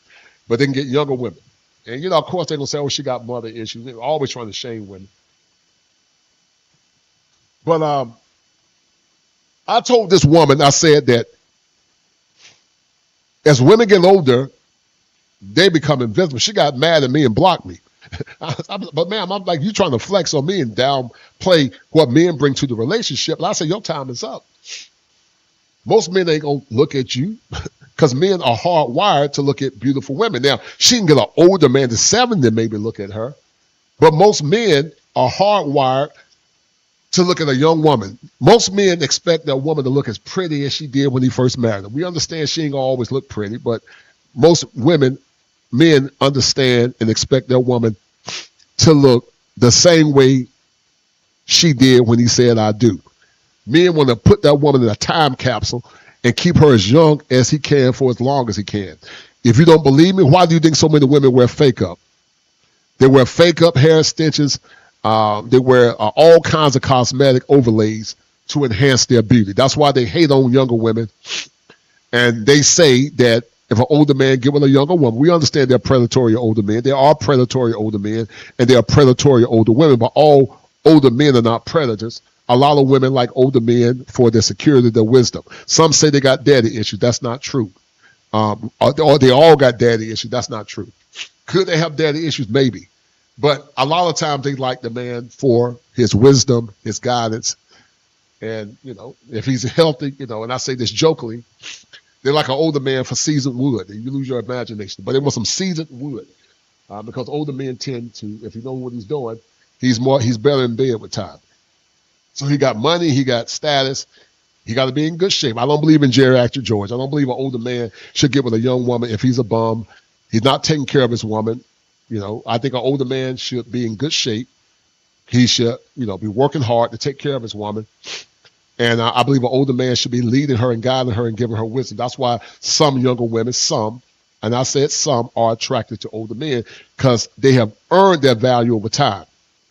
And then if they got height, like myself, I'm 6'5", 6'6", highly educated, make six figures, not trying to brag and boast, but if I was a single man, I can have my share of women easy. But Maggie is 100% correct because a lot of these women, they had their time when they were younger, but they missed out on solid men. And now they old. They thought because they had their doctorate with a T on the end, their masters, and their bachelors, they got to always add emphasis to it, that click sound. They thought that would be enough. They always sell men social market value. Kendra G, no disrespect to Kendra G, always talk about she make more money. But men are not concerned about your social market value. To the women that try to shame men, call us old, it's really funny because being an older man in another country is superior because women in other countries, they respect and honor older men. I'm not talking about old simps. I'm not talking about old men that are out of shape. I'm talking about old silver foxes. They got their act together. They're smart. They're not mesmerized by a woman, and they'll let her go if she get out of line. I'm talking about masculine, older silver foxes that make six figures or make decent money, and they got their act together. That's what I'm talking about. Not the average, the typical older man. I'm talking about an older man that's masculine. And so these women miss out. They get older. And they get afraid. And that's what's happening now. They were lied to. They were co-opted by white liberals, not conservative white women, but white liberals. They hoodwinked black folks, went into black churches, psyoped black folks, and this is the mess that we have now. And our communities are the worst it's ever been. And they still vote for policies and things that are not only antithetical to what our ancestors believed in, but highly antithetical to the word of God. That's why I don't see, even though I'm apolitical, I don't care for either party per se, I do agree more or less with conservative values. It's hard that where are all the good men, that being single is so sad and depressing. So this is the wisdom, young ladies, if you're willing to listen. When you get older, you will be so grateful to not have to. This is what she said. Let me tell you young women something that are single or you're in the process of getting a husband. Most men, if they put miles on your body and you get stretch marks for having his kid, but you're loyal to him, you honor him, you support him, I would argue that most men are going to hold you down in your older years. It don't mean that he won't be tempted to look at younger, prettier women. We're just human beings. But, if you're a good woman to him, you're working on keeping yourself looking good. You might have a little salt and pepper swag, but you're pretty. Most men, they're going to they're going to stay with you. They're going to say, okay, that's my baby, because I put miles on him. But ain't no man with means and a man that got money gonna come back to you after another man put a bunch of miles on your body, and you'll stumble like an oatmeal cake because what another man did, and you think that man gonna pay all your bills and put you on the pedestal and treat you special. No, that ain't gonna happen. Not for men that got money and status and means. And to those that try to shame men because of age, I laugh at you because you're ignorant. An older man with money and status is a king. A middle-aged man, 54, can get younger, hotter, prettier women. A woman that's younger, or a woman that's in her 30s or early 40s, her time is basically up. That woman's considered old from a fertility perspective. Are there women that can carry babies up to 50? Yes, it's rare. Do black women tend to have higher fertility levels? Yes, but it's dangerous because once a woman gets past 35, she's at geriatric risk of pregnancy. So if a man had made good choices his whole life, let's say that man say, okay, I want 3 kids. Can a woman 35 to 45 get that man 3 kids? Maybe, maybe not. The likelihood's probably lower. And 9 times out of 10, she already got a kid, or 2, or 3.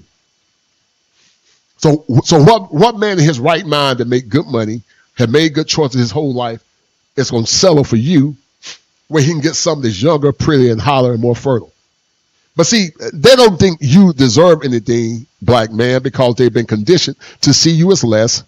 You've been conditioned to see yourself as less, and you've been indoctrinated by liberalism. You've been indoctrinated by your mother to think that women are superior to you, instead of understanding that you were the first fruit of God's creation, and that your woman is to be your cheerleader, and you're supposed to be the quarterback. You're supposed to take care of her, die for her, and love her. See, these same women forgot that the so-called patriarchy, even though black men never had a patriarchy, created chivalry. When men would romance women and sing love songs, that was tied to patriarchal ideation. When women were ladies, when they comported themselves like ladies. But you got chicks now that had a lot of fun because they ran to the Statue of Liberty. They gave their bodies to multiple men.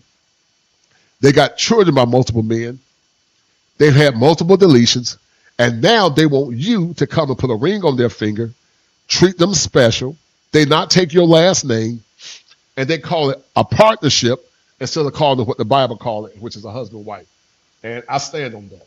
To do the last third of life by yourself. You know, Paco, winter is coming. I remember a time where most women had husbands, and Kevin Samuels talks about a time called winter. And you know, winter not only symbolizes the seasons that are about to come, but winter symbolizes a stage in life. When you look at some of your, yes, ma'am, go ahead. Right, yes, ma'am. Go ahead. I am in the storm. Okay. I got a part-time job. I'm a tax expert, so I only work during tax season. I'm 60 years old. I don't have retirement. My family is spread across the country. Yes, and listen to this woman. She ran to the Statue of Liberty, guys, only to run away from the Statue of Liberty because now her vagina is tired. She's old.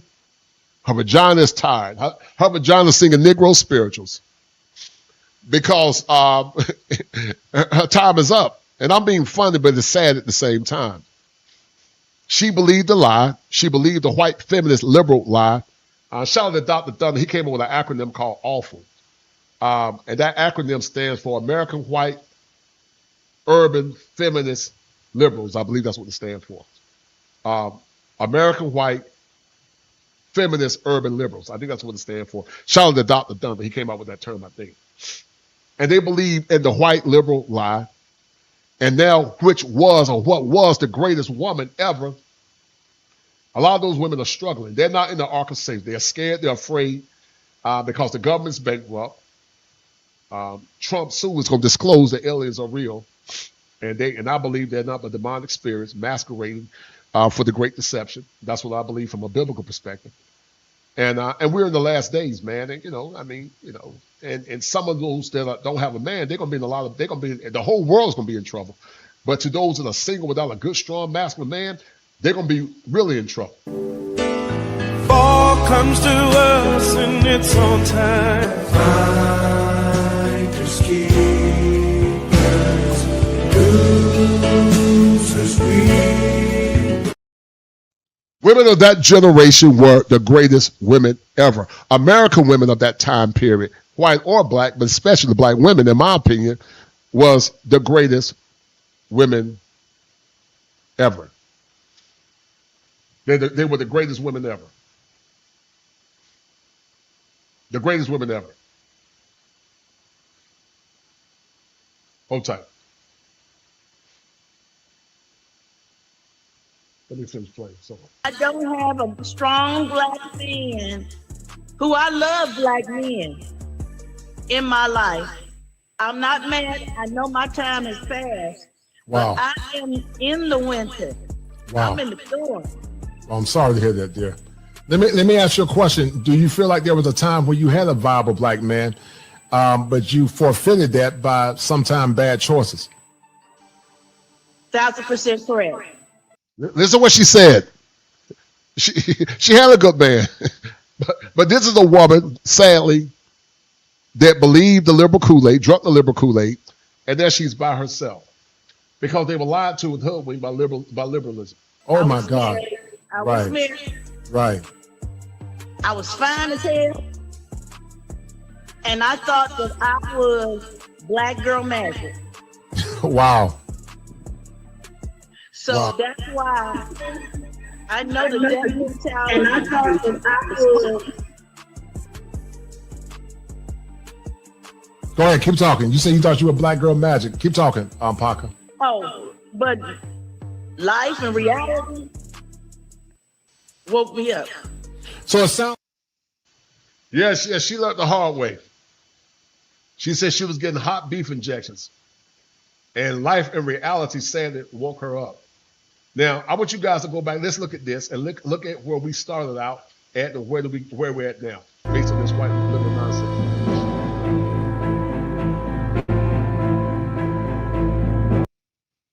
Now look at some of these comments, guys. I'm going to read them out. Then I'm going to surely end this show. But this is what black women fell for. These white liberals used them for their own agenda. Hold tight.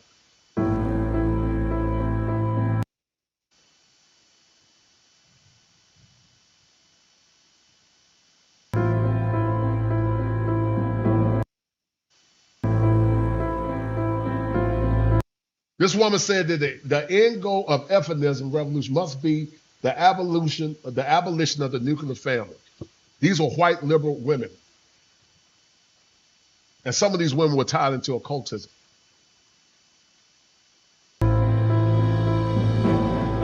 The nuclear family must be destroyed, whatever its ultimate meaning was. The breakup of families now is objectively a revolutionary process. And they co-opted the black family and used the black family as an experiment like they did in Tuskegee. And they successfully dismantled what once was the black excellence. It was all by design. And now they used you up. The economy is bad. And Trump about to come on talking about aliens are real. And you think you scared now. You wait till things start getting worse. We're in the last days. That's why people talking about saving the community. There ain't no saving no community. It's over with. I'm not saying we can't come together and try to help young people and try to save the small percentage. I'm not against that. I'm not against trying to find a small partition and work with them. But overall, it's done for. The scripture says, unless God builds the house, the laborers build it in vain. The current system is not built on godly principles. It's built on secular, sinful principles. And that's why our country and our communities are so messed up. The black family 20, 30, 40, 50, 60 years ago was powerful. Our grandmothers and our great-grandmothers would pray. And they prayed us through Jim Crow racism. They prayed us through slavery. They supported their black men. We were muse of the Jim Crow South. We went to the Roosevelt schools in the South. And after that, now you got a generation of women that see themselves as a separate entity of their black men, think they're better than their black men, but tell a black man unless he's making a certain amount of money, he's not good enough. And I tell you men, don't fall back, move forward, get your passport. If you can't find a good wife here, because I got some good daughters. I'm raising my daughters to be virgins and to be good wives. And so to you good single men that are not messed up in the head, because you can't be no simp marrying my daughters. I got pretty virginal daughters. They've been raised right. They can cook. They eat organic food. And I'm hoping that one day my daughters will get with good righteous men that's going to love them and protect them and die for them. So I do have hope for the remnant that's left, but overall, it's going to take a whole de-evolution. In the Old Testament, God told them to kill off the Amalekites. Basically, that was a sign of purging. You got to purge the current generation. It got to be purged. It got to be burnt down. It got to be burnt. It got to be destroyed. It's going to take a whole apocalypse to change what's going on now. A whole apocalypse, literally. And still, some ain't going to change. The most powerful person, famous and powerful I get, the more power I have to hurt men. This is what Sharon Stone said. And some of our women fell for a hook, line, and sinker. We went from black men serenading women with love together and devotion, love ballad. We went from black men making love songs. We went from black men, even though someone was simping, black women back then were good women. They were better than the women now. And it's not all the women's fault, but it is a lot of their fault. And they fell into the liberal lie, guys, sadly. The proportion of men must be reduced and maintained at approximately 10% of the human race. Sally Miller Earhart. She's a nasty woman. No man should be authorized, no woman should be authorized to stay at home, raise her children. Women should not have that choice because there is such a choice. Too many women will make that one. These women rebel. Simone de Beauvoir, 1976. And so we went from black excellence, where 26% of our children be born out of wedlock, to now almost 75 to 80% of kids are being born out of wedlock there. All by radical white liberal women.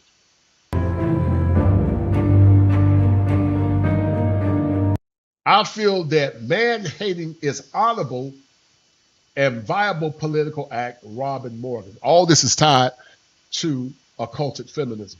It's all about anti-order, anti-God, and rebellion. If life is to survive on this planet, there must be decontamination of the earth. I think this will be accompanied by evolutionary process that will result in the drastic reduction of the population of males. This silly white woman was talking about white men at that time, but more importantly, the black women that drank the Kool-Aid, they were talking about your grandfather, your brothers, your father, your great-grandfather, and all the black male progenitors that were born in America that died in the Civil War, died in the Revolutionary War, died in Jim Crow racism, died in World War I, died in World War II, died in Vietnam, and died in wars prior, and some will die in World War III, the last and final war before the Messiah come back. But our women fell for this. They were warned without a cause. War, what is the cause for? Absolutely nothing. Because domestic issues were and is endemic to all ethnic groups. But somehow black men were all seen as Mr. from the color purple. To call a man an animal is to flatter him.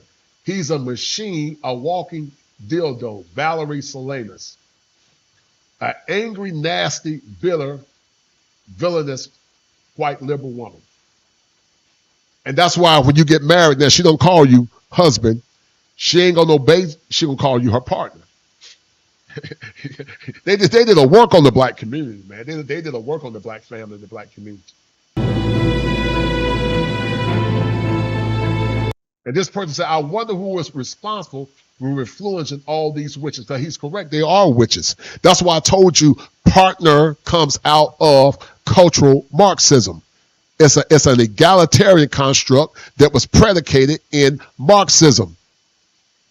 Karl Marx and all of them, that's where it came from. Most liberals are tied into Marxism or social politics, liberation theology. It's all tied into one. And you get locked in it, not understanding what you're getting locked in, because many times it's tied to Luciferianism. It goes deep. You need to read the book called The Naked Communist.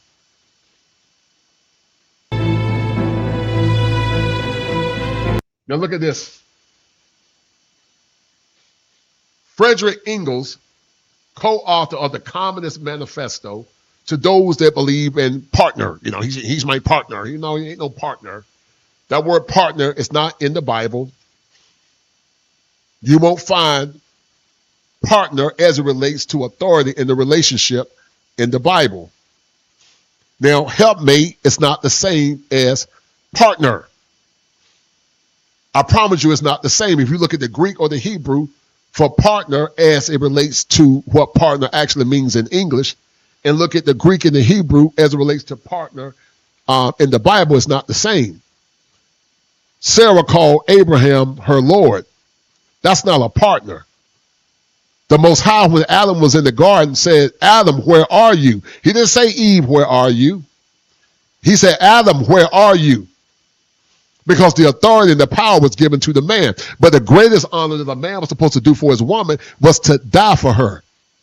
That's called agape love.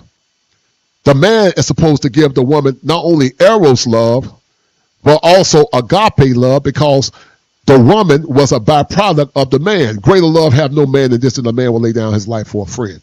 So because the woman is an extension of the man is not an extension of the woman. Because the woman is the glory of man, the man is the glory of God. The man is supposed to die for the woman. So there's no such thing as no partner. All this stuff came out of white liberalism. But they got so sneaky with it, and it's become what's called a cultural universal. You got a bunch of black men there talking about she's my partner. They don't even study it. They don't ask no question. They say partner. She's my partner. My partner. And the reason why they say partner, because they don't want you to be the leader in that relationship. They are afraid because they got psychological issues. Some of them are still going through healing. They got what's called anxious avoidant attachment style because they've been abused. They've seen abuse. They believe that all men are dangerous because most women by nature are afraid of men. And so it becomes exacerbated based on trauma from bad men, trauma from relationships, vicarious trauma that what their mother's seen, slave narratives based on what their grandmom told them. Not trying to minimize the women that were traumatized. I'm not trying to minimize it. But they come in those relationships with the anxious avoidant attachment, an insecure attachment, and therefore they cannot submit to a man. That's why they want what's called a safer masculinity. We know there are men that abuse power and authority, and I'm not saying that's right. But when it comes down to domestic issues or domestic violence is endemic or it's bidirectional, meaning women start it and men finish it. So there's no genetic predisposition when men inherently try to hurt women. Because women now hit men and hurt men and don't think nothing of it. I got a video taken down and got a warning when I was trying to give that conversation. But the word partner came out of Marxism. It came out of the Communist Manifesto. It came from Frederick Engels. And it's been matriculated through academia. It's been matriculated through policy. It's been matriculated in media. And so you got a bunch of folks that have been psychologically manipulated, calling their girlfriend and their wives, or calling their wife their partner. Not partner, but they say with emphasis partner, because partner means co-equal responsibility. Now, once again, there are some people that say partner, and they still say my husband is the leader, and I still have autonomy, and my husband will sometimes defer to me, but I acknowledge that my husband is the leader. He's the king, I'm the queen. My children are the subjects, and all final decisions flow through my husband. But these heifers now don't believe that. They won't even say obey anymore because 1, they're rebellious, 2, they're broken, and 3, they've been traumatized, and 4, they've lived through the traumas of their mothers and also their slave narratives. So watch this. The first condition for liberation of the wife is to bring the whole female sex back into public industry, and in turn demand the abolition of the monogamous family as the economic unit of society. The origin of the family, private state, and property, and this proves my point, it was tied into Marxism. And we took a white liberal perspective and destroyed black excellence in less than 60 years.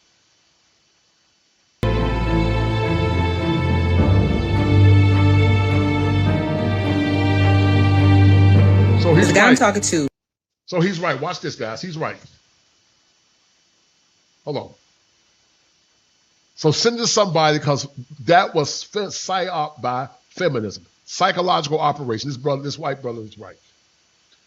But you wonder why men are checking out. Listen to what this woman said. Look how delusional and crazy she is. Listen to what she said. Hold tight. The guy I'm talking to sent me money for groceries, $300 because I didn't have any food. Then I get a text from him later asking me to cook him dinner. Told him no because I'm not his wife. And I only cook for my kids and my husband. And he's neither of them. Now I'm blocked, shaking my head. Like, who asks a woman to cook for them before he puts a ring on it? But she'll give a man her body before she put a ring on it. Think about that. Back in the day, a woman's body was the most sacred thing that she could give her husband. Men and women preserved their body for their husband. That was her gift to her husband. Her box was her gift. The man gave the wife a ring as her gift. and her gift was in a box. Watch this. The woman's ring was in a box. The man gave the woman a ring in a box, and she kept her body and her box pure, and she gave that man a box. So it was fair exchange. He gave her a box, which was a ring, and that box was a ring, and her box was her virginity. But this silly woman can't understand that if a man you're not his wife, he gave you money to take care of your children, but you can't cook that man a meal. Back in the day, women will routinely cook their men a meal because she was auditioning to be the wife. That was part. Women earned their relationship, and men didn't mind doing kind things for them. My wife would cook me meals before we got married. A lot of women of that generation would cook their man a meal. Sometimes cooking a man a meal was just an act of kindness. They had nothing to do with no relationship. In the South, they routinely would tell folks to come in and say, come in and have something to eat. It was just an act of kindness. but she don't understand what the problem is. That's lack of self-awareness. Feminists are mainly white, middle-class female liberals who have no idea how the real world works and yet want to advise you on how to live in it. You can now wait till 40 to have a baby, freeze your face, work in an air-conditioned office, spending money you don't have, marry someone to pay it off, divorce him, put him on alimony and child support, get a Roomba, abort your kid, have unprotected sex on camera, get paid for it, order any cooked food to your door, get a self-driving car, and then complain to men that they caused you to be lazy and fat. You win. You guys will never be happy until men are nothing but empty shells. And I'm doing everything in my power, guys, for you not to be empty shells. I want you to find some good women, some good righteous women that's going to love you, follow your leadership, make sure you get your mental health right, that's going to love you, honor you, obey you, and follow your leadership. Because if you've got a daughter or a son or a wife that's not following leadership, they're operating in witchcraft. They're rebellious and they are operating in a spirit of witchcraft. Lucifer rebelled against the Father when the Father was trying to institute order. So regardless of what they say, if they raise their voice against you, if they do what they want to do out of pride and arrogance and challenging your authority, then they are operating in the spirit of witchcraft. And guess what? You don't have to support them. You pray for them from a distance. But this is what the current generation now is doing. That's why I said earlier, if a woman is not honoring a man and not providing that man intimacy, that man don't have to provide for her. You don't want to reward bad behavior. And whether you like just pearly things or not, she's telling the truth. The woman is telling the truth. Feminism has empowered women to destroy this country through the death of 1,000 cuts. Feminism is not about equality, it's about insidious domination. It has been a slow creep to where women are complaining about their non-existent oppression. I am curious to know, feminists... Non-existent oppression. They got more rights and power than any other generation of women. And they still complaining. Your grandmama didn't have wash machines and dryers. Your grandmama didn't have microwaves. Your grandmama worked for white women in the South, and your grandfather worked as a sharecropper for white men in the South. And some white folks that were poor worked for other white people. But you got more now and complain more. Black women back then had less, and they were more grateful and more humble. And it's never enough. And the men you get with, you're not giving them anything but trauma, rebellion, a used cat, another man's kids, and mental illness. Just like this woman, a minute ago, she can't understand if a man this woman didn't understand why that man blocked her. Hold tight. She don't understand why that man blocked her. Hold tight. The guy I'm talking to sent me money for groceries, $300 because I didn't have any food. Then I get a text from him later asking me to cook him dinner. Told him no because I'm not his wife. And I only cook for my kids and my husband. And he's neither of them. Now I'm blocked, shaking my head. She don't understand why. Like, who asks a woman to cook for them before he puts a ring on it? That's mental illness, guys. Feminists are mainly white, middle-class female liberals who have no idea how the real world works and yet want to advise you on how to live in it. You can now wait till 40 to have a baby, freeze your face, work in an air-conditioned office, spending money you don't have, marry someone to pay it off, divorce him, put him on alimony and child support, get a Roomba, abort your kid, have unprotected sex on camera, get paid for it, order any cooked food to your door, get a self-driving car, and then complain to men that they caused you to be lazy and fat. You win. You guys will never be happy until men are nothing but empty shells. Feminism has empowered women to destroy this country through the death of 1,000 cuts. Feminism is not about equality, it's about insidious domination. It has been a slow creep to where women are complaining about their non-existent oppression. I am curious to know feminists' plan when men refuse to stop providing, protecting, and maintaining. And a lot of men are refusing to provide. Marriage rates are plummeting. Going to wedding ceremonies are plummeting. Men are just saying, you know what, I'm good. I don't care about this. You know, the Gen Z guys, Alpha Z, whatever you call them, they playing video games, looking at porn, and drinking Coke and eating Cheetos in the basement. They don't care about no relationship. They say, I'm good. I'm in the basement eating pizza, drinking Coke, and playing video games. They don't want to go out here and start dating. See, you know, the new generation of dudes, they could care less. They having fun. They hanging out with the bros, drinking Coke, eating pizza, and keeping their money in their pockets and looking at TV. But they said, where did all the good men go? Who killed chivalry? Y'all killed it. Y'all killed chivalry. Men used to open doors for women. Women now say that are liberal, they say, don't open my door for me.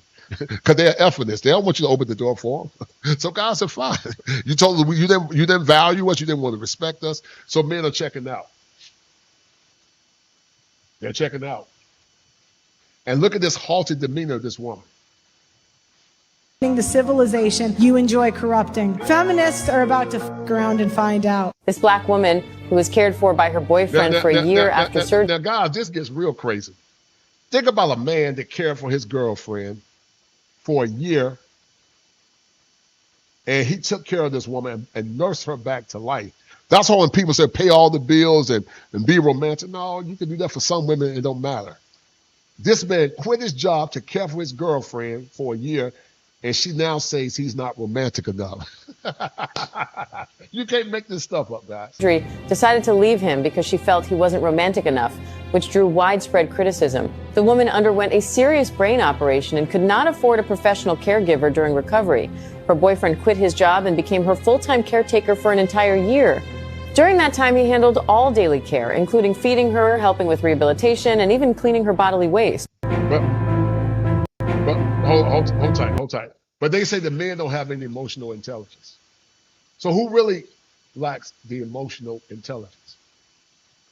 Who really lacks the emotional intelligence? A man that quit his job, took care of his woman, showed her love when she was down and out, and she still left him.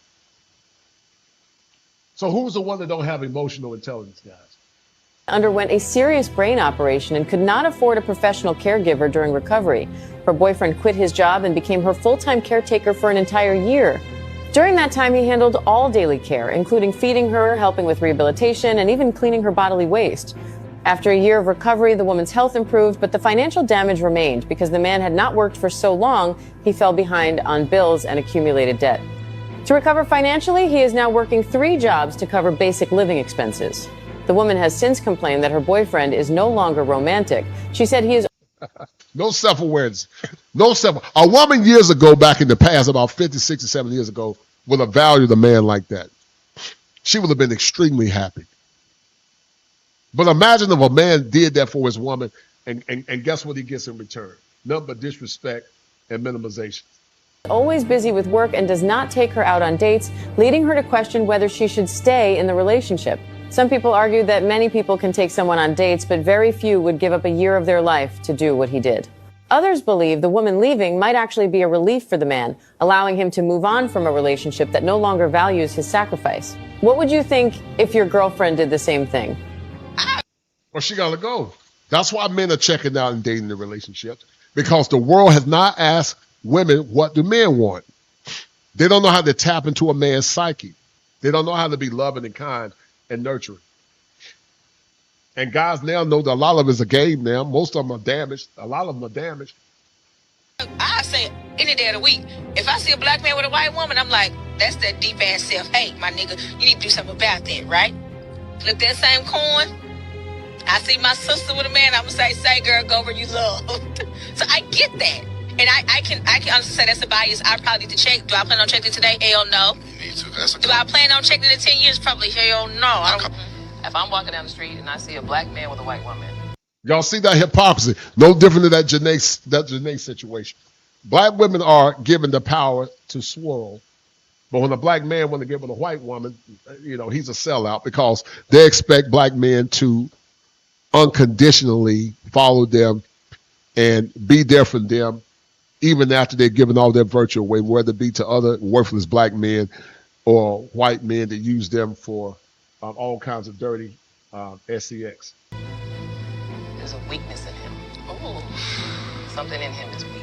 See, a black woman with a white man, despite all the historical context that we know that sits behind that, I think all the historical context that we know. You see how liberalism has destroyed some of these silly women. It's okay for her to be with a white man and get destroyed like the young woman that lost her life in Tanzania. But a black man can't do it. They want black men under their feet. she must have got she's tired. Like she must have got so fed up that she's getting to rest now. And there's always some trauma narrative. If you ever notice, guys, when a man does something, when something goes on in the relationship, they always ask the question, what did he do? They never say, what did she do? It's always a false assumption that the man was complicit in something bad. Something bad. When I found out a black man has a white wife or a white girlfriend, my entire perspective about them changes. And at the top of the list, I can't take them seriously because they don't take their life seriously. Am I crazy for saying I will not date a black man that dates white women? And I'm not saying like you can have never dated a white woman. I'm just saying if you continuously date white women more than you date black women, right, I don't want to date you. I feel about interracial. White women, if they date a black man, dead wrong. But if a black woman find her a rich white man, right on, sister. Black power. I might need a drink after those clips. Yeah, and so guys, this is the pathology, or the pathologies, guys, that we're dealing with, guys. Sadly, yeah, it's the pathologies, guys, that we're dealing with. And you're right. Ambitions of Arita. Serious aware of what's real. Reprobate minds. Yes, ma'am. Spiritual blindness, dear. 100% correct. We need more sisters like you, but sadly, it's not a lot like you. It's not a lot of young ladies like you, sis. But thank God, a lot of black men are waking up. A lot of them are waking up, and they're trying to find, they're trying to find solid women to get it. There are a few diamonds and uncovered gems out here. You got to go do a lot of trash to get to them. Yeah, she said, to be honest, these women give me cold chills. A true chosen one can see the evil and deception in people. Yes, ma'am. Right, so see. And we thought a white man with her. right, yeah. Yeah, man.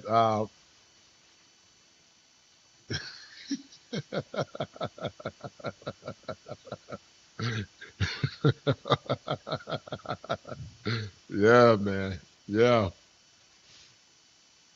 Yes, sir. Women, I would say that I told the woman who listened to Kevin Samuels to get off his channel and get your self-worth from God, not these so-called disrespectful men. Yeah, okay. Well, listen, I don't know what your name is, Carmen Clint. I mean, your anecdotal experience does not justify the rule. I'm sorry you went through what you went through, but this is not a blanket statement. If it don't apply, let it fly. But of course there are obtuse black men, obtuse men in general. But we're not talking about that. We're talking about the struggles that men have gone through. Anytime a person say anything that's relevant to truth, you can show examples of truth, and people still say bash it. That means that a person is reprobate, like the ambitions of Aurelia said. That person is reprobate because they cannot receive truth. I didn't say all women were that way. I never said that, Carmen Clinton. I never said that. If you were listening to understand instead of listening to respond, you could properly disseminate and dissect that I'm talking about a percentage of women in the West. Not all, because there are diamonds in the rough. There are uncovered gems. There are some women that get it, but most don't get it because 92% voted for Kamala Harris. And they voted for policies that were antithetical to traditional black families and traditional black excellence. That's all I'm saying. I'm not saying that Republicans are perfect. I don't care for either party, but I do care about conservative values. So whatever happened to you, dear, I'm sorry you went through it, but you need to go to a therapist and work through some of your traumas. Carmen Clinton.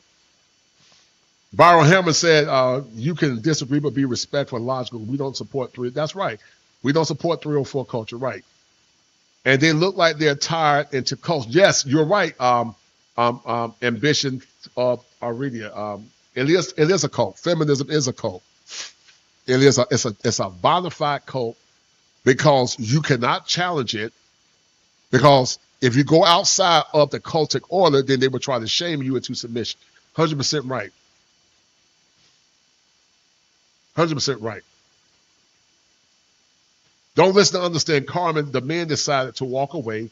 They're not taking disrespect that is standard in the community. All that mouth, neck, whirling, finger wagging, 304 loose woman culture. Right, that's all we're saying.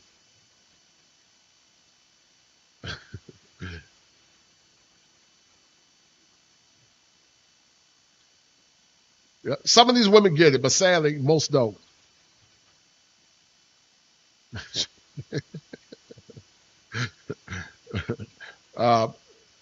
Ambitions of Arita say, I'm speaking of the woman that we're being shown here. Right, that's what we're talking about.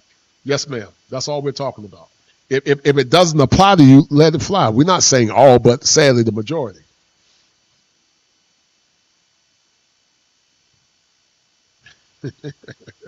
Yeah, I appreciate it, sis. You're on fire, brother. I respect and love your channel. All this goes way deep. Thank you, ma'am. I appreciate that. And do me a favor, dear. Share with like-minded sisters. And if you want to, hit me up at kosherclinician@gmail.com. We can have a panel of like-minded sisters, and you can give your story and what you see, and bring some more like-minded black men and black women, white or black, ambitions of Arena 101, kosherclinician@gmail.com. And we can do a show and you can tell your story, or we can do a show where you and others are on that show and like-minded women that think just like you.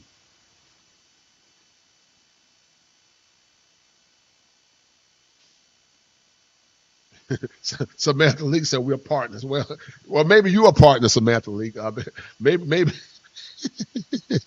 maybe your husband is a partner. Maybe you and your husband both lead, but it don't operate that way in my house.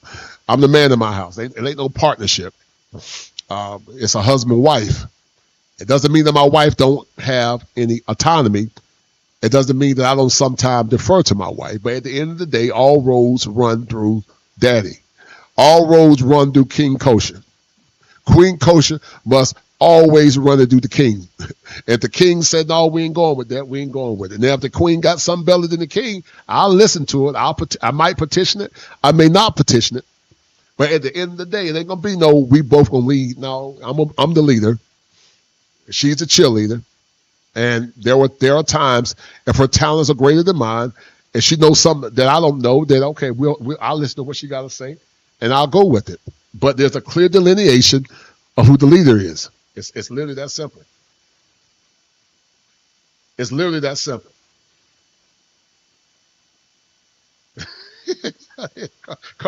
Leaks. Shout out to Carmen Leaks, man. Carmen Leaks. Carmen Leaks brainwashed. Bless her heart. Bless her heart. Byron Helms, I don't care about your level of intelligence. All I see is Keisha Babel. Yeah, you heard me. Yeah, yeah.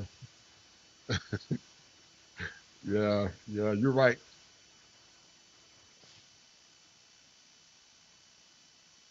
And you know what I know about some of these libertarians, guys? Uh, before I end this show, they'll never have a cogent conversation. They can always they either call you old, weird. They never argue your talking points. They use shaming language because they don't have an argument. Because most are not intelligent enough to have a cogent argument. And they let their inductive pedagogical framework reduce their ability to see things objectively. And so, like Ambitions for Arena said, you're correct, ma'am. It's reprobate. A lot of them are reprobate. A lot of them are not going to change, and it's okay. You can't save everybody. Everybody ain't gonna make it to heaven. Now, they're just not. I plan to make it, but everybody's not going to the pearly gates. Everybody can't graduate from college. Everybody don't graduate with honors, and it's okay. My challenge for traditional black men that are looking for traditional-minded black wives that are genuine, not these trad cons. I call them traditional con women that are fake.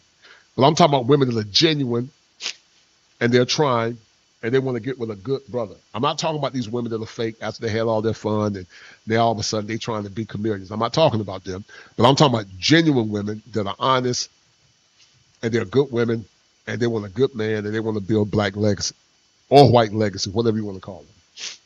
But I realize that some of them ain't gonna get it, and it's okay. Uh, it's okay. It's okay. Uh,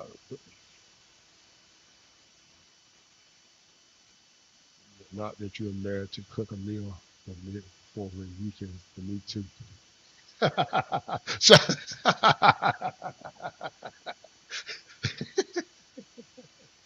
You just don't get it, sis. You don't get it. So Samantha, at least you need to get with you one of the more liberal men that are weak. You need to get with you a liberal man. You don't qualify for a traditional masculine man. You need to get with a liberal man that's a partner. He follows your leadership.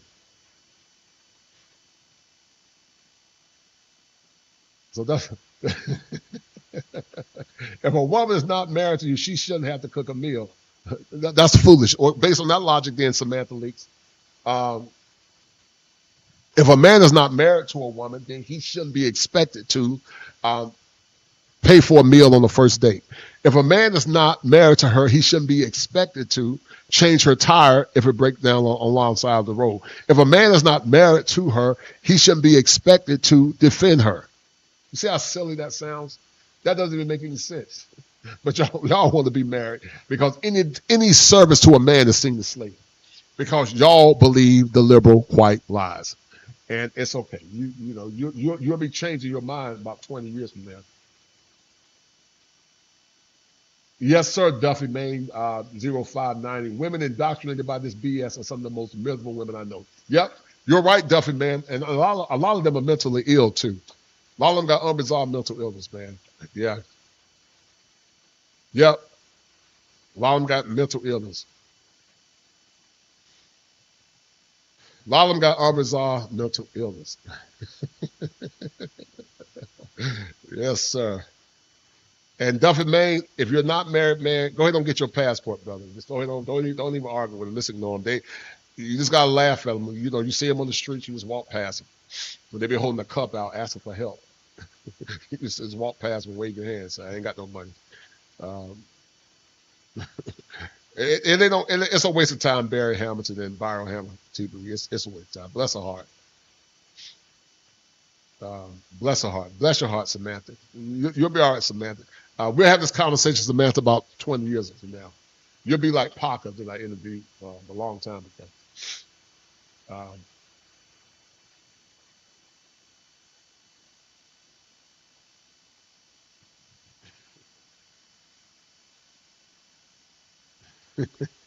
Yeah, Duffy, man. The cognitive dissonance is real, brother. Yes, sir. It is, man. Not only is it real, it's unreal.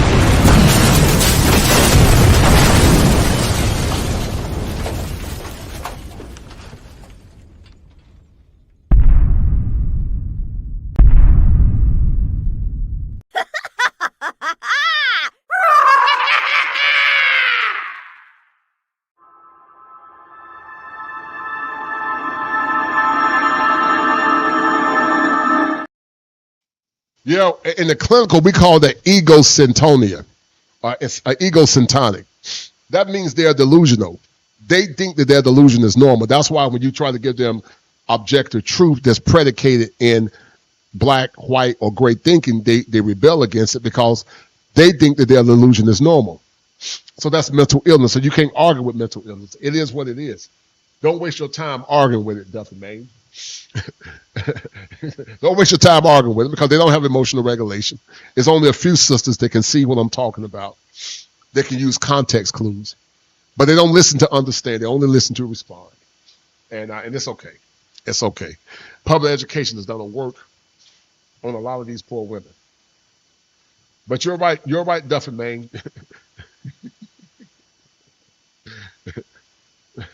You're right. The cognitive dissonance is real. Yes, sir, brother.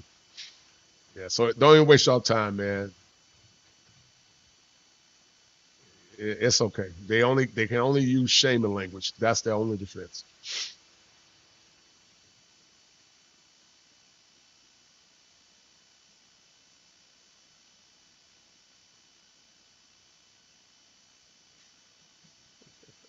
Yeah, it's crazy, man.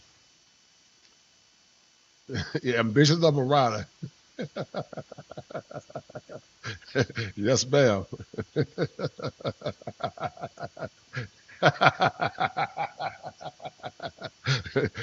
Yes. Some of y'all get at me, man. kosherclinician@gmail.com.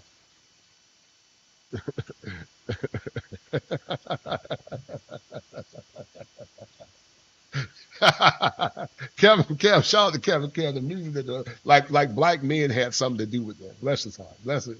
Like the old folks said, bless your heart. Yes, sir. Uh, yes, sir.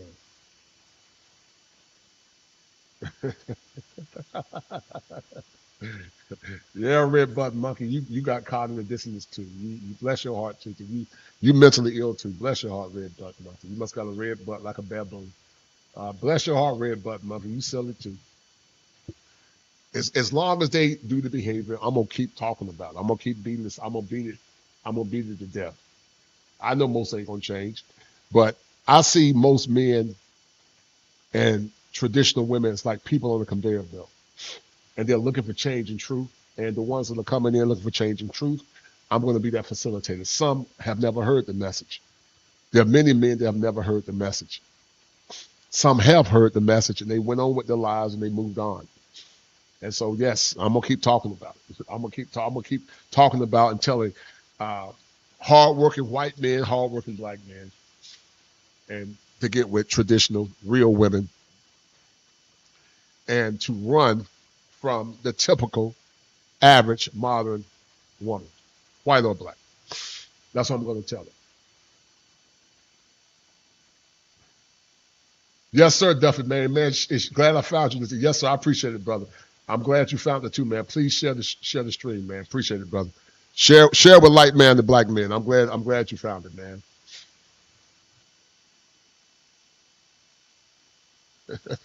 Kevin, I didn't create no monster.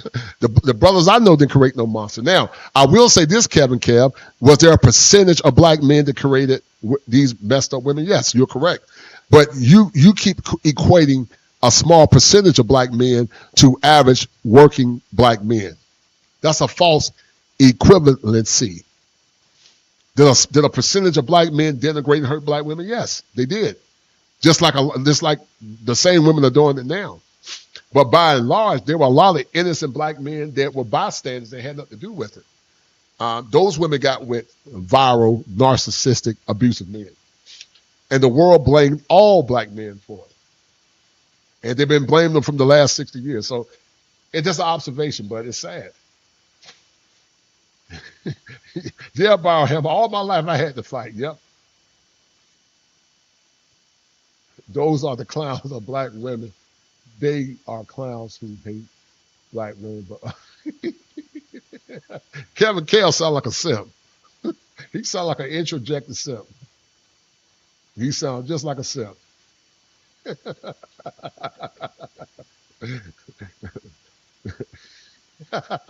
Y'all remember R. Kelly wrote that song called I'm a Flirt? Kevin Kale sound like he was on R. Kelly track called I'm a Simp. You sound like a simp, Kevin Kale. But it's okay. Bless your heart, Kevin Kale. You're no little better either. I'm not loyal to no woman because of no stupid race. Some of you Negroes are not from my tribe anyway. In the kingdom of heaven, God don't look at people based on color. God look at a person based on the heart. You don't believe me? Ask Dr. King. So I'm not loyal to no woman by no skin color. If I was a single man, I'm going to get with a woman, whether she's white or black, mixed, or whatever, that's going to rock with me based on principles. I'm not beholding myself to no black woman based on no skin color, because black women were not and are not loyal to black men. They are loyal, most, not all, but many of them are loyal to themselves and their own self-interest. And they only come running black. They become a running back to black men like Whitney Houston talking about, I look up to you. They be singing, I look up to you after all their options are gone. You know, after all the joy is gone, they run into black men talking about, I look up to you. And look at Samantha Lee. Samantha Lee's all of y'all are incels. All this you got to do is use shaming language. Samantha Lee's probably got purple hair, man. Samantha Lee's, I promise you ain't got a man. Samantha Leaks is projecting out of her own pain. Samantha Leaks wish she had a masculine traditional man. But she got to get with a weak man that's a beta male that's going to follow her program because she has an insecure attachment style. I've seen women like Samantha Leaks all the time. So bless your heart, Samantha Leaks. Bless your little heart. You bless your heart. Yeah, bless. That's the only thing they can say, man. Bless the heart.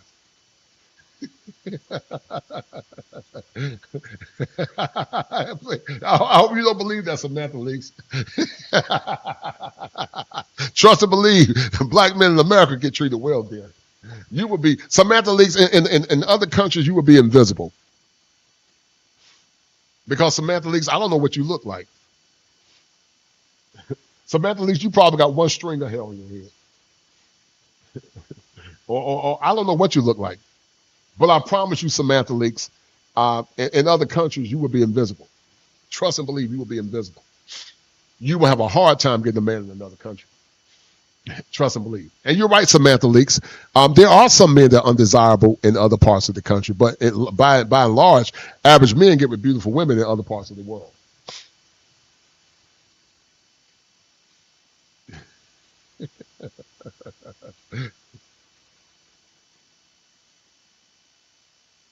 She said the percentage of black men who are responsible is high, y'all. Shout out to Samantha Leaks. John Smith said, you can call us whatever you want, but at the bottom of the line, that is you. And others who think like you about us black men are only powers that do anything to stop it. Yeah, black men are just laughing at them, man. When they try to use that shaming language, incels, beta males, weak, old. The one of the things they love to use now is you old, shrivel up, weirdos. I just laugh at them. Because my bank account is fresh. My bank account is nice. I'm making bank. I'm growing. You know, I'm good, man. You know, because trust and believe, if I was a single man, again, I wouldn't look at a lot of these chicks. You know, because, you know, every now and then, John Smith, I got to flex on them because I'm a king. I'm trying to teach men how to be kosher kings, man. Can I flex on them? I'm going to flex on them for 1 minute, John Smith. Because what they don't understand is that I've always been kosher. I've been kosher since I was in my 20s. Let me show you guys.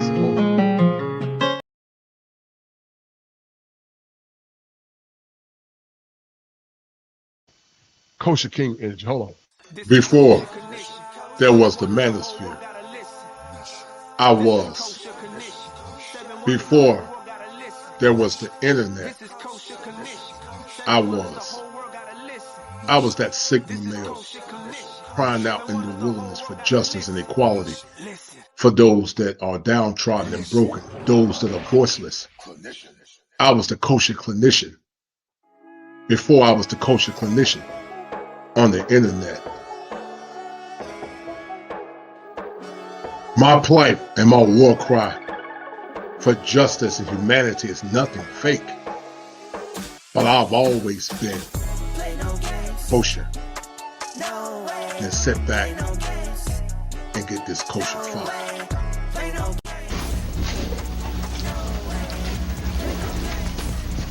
Hello everyone.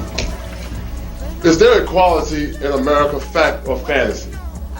First of all, I would like to salute all fellow human beings and most graciously those who are beacons of light for justice and righteousness. To vocally explain the tenets of equality, fact or fantasy, I must begin with the combination of two alphabets, I and F, which spells if. There's no respect of person, but gives protection to all them that fear him. So therefore I ask you this profound and non-scholastic question. If there was equality in America, will I be standing here today? You decide, fact or fantasy. All right. This is kosherclinician. 7 wonders, the whole world gotta listen. This is kosher. Shut up, kosher. Yeah. Shut up. Whoa. Shut up, kosher. Ballin'. Take it back. Like it's game time. Locked in when it's game time. Yeah, I'm ballin'. Like it's game time. Locked in when it's game time. I put in work, couldn't wait for my bag coming.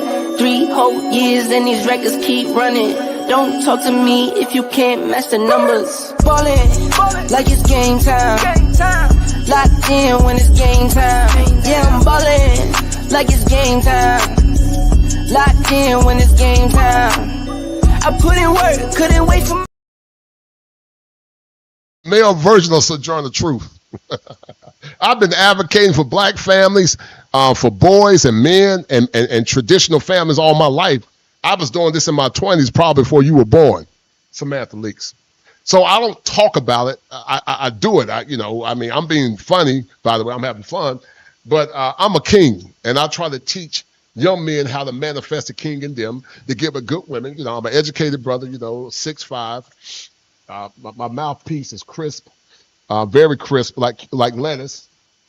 And I make good money. And so, I don't, I'm not going to, talking about coming back to something I didn't have nothing to do with. I'm not going to pledge my loyalty and my devotion to something that don't serve me. That doesn't even make any sense. You can't shame black men into servitude anymore. Because the only thing you have is manipulation through shame. It doesn't work. We men just laugh at it. It's funny to me. You will earn your way into the life of a good man. Because black men have to earn their way. White men have to earn. Men in general have to earn their way in society.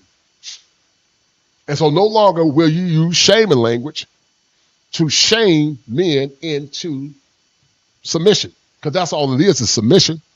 Happy wife, happy life is men submitting to a woman's emotions. So I've been kosher for a long time. I ain't just started being this way. Before there was the internet, I was still kosher.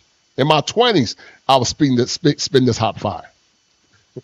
I've always been a sojourner. I ain't like some of these fake intellectuals on YouTube.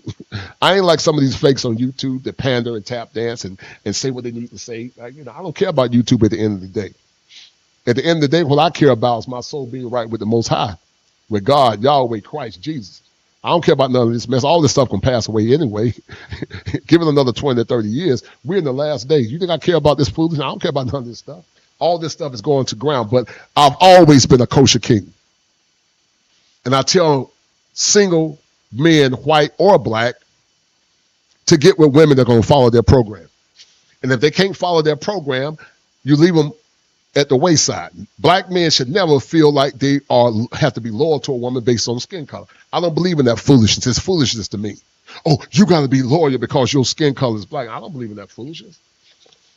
When we came from Africa, we were not from the same tribe. Some of these Negroes are not from my tribe. I don't associate with some of these Negroes. I associate with people that have the consciousness that I have, white or black. Black women, like the young lady Ambitions of Arita. Brothers like Duffy man or whatever. That's who I associate with.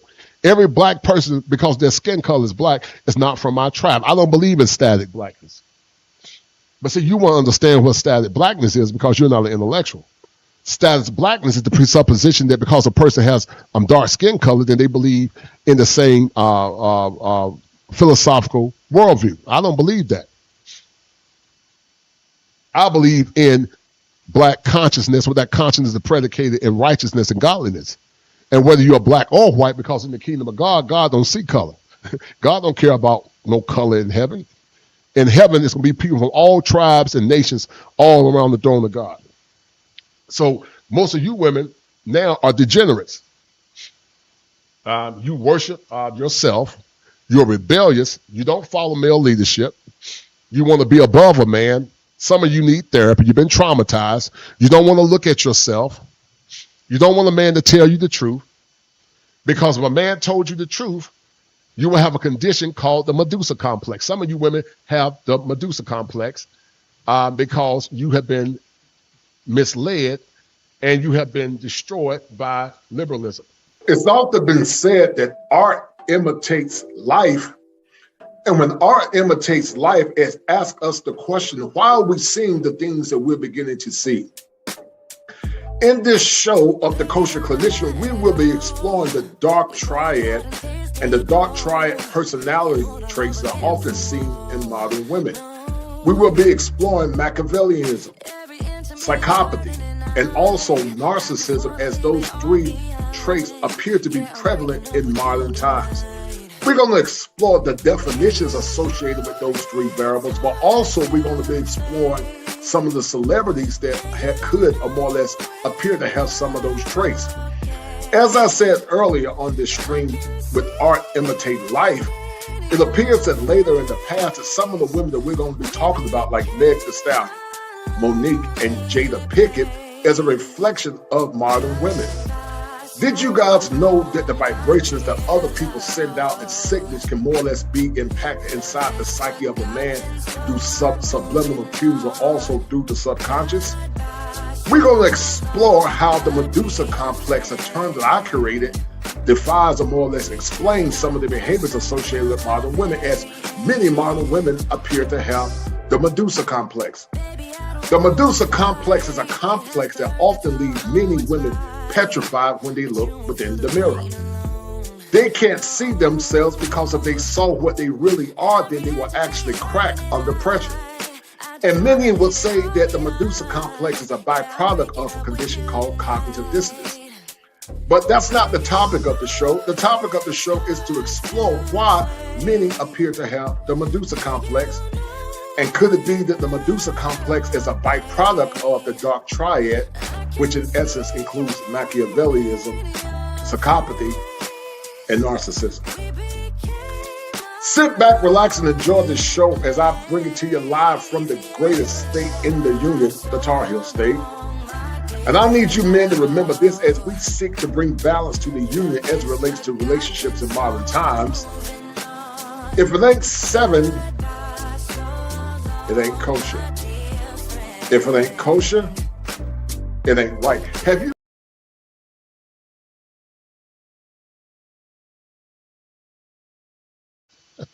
And so they don't get it. So it is what it is. But shout out to the logical women that get it. Guys, shout out to the #1 sponsor in Hotite.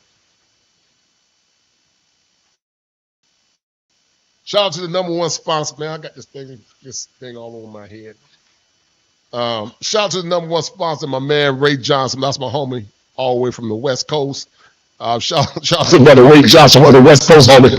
I'm gonna play some West Coast music from my man Ray Johnson in the house. Man, shout out to Ray Johnson. I got nothing love for my brother Ray Johnson. I'm gonna play in a minute. But shout out to Ray Johnson, man. Shout out to everybody that tapped in on the night. Always, also to the new subscribers. I appreciate it. Thank you all for tuning in. Everybody that donated. We're gonna end this show went on too long. I didn't mean to go almost 4 hours. Shout out to the old man also for tapping in, guys. We're gonna end it here, but shout out to everybody. Give yourself a round of applause. And shout out to everybody that tuned in today, guys. I appreciate it, man. So anyway, I'm going to play this last clip, guys. Thank you guys for tuning in, guys. And we're going to end it here. I didn't mean for the show to go this long, man. I should be in my bed looking at some TV because I ain't up early in the morning to work. But I do appreciate y'all tuning in. So thank you to everybody for listening. And guys, we're going to be signing off. All right. So thank you guys for listening. I'll see you guys soon. Policy at both the Republican and Democratic conventions. History is made when Shirley Chisholm, first black woman elected to the House, becomes the first black woman nominated to run for president. Miss Chisholm receives more than 100 votes.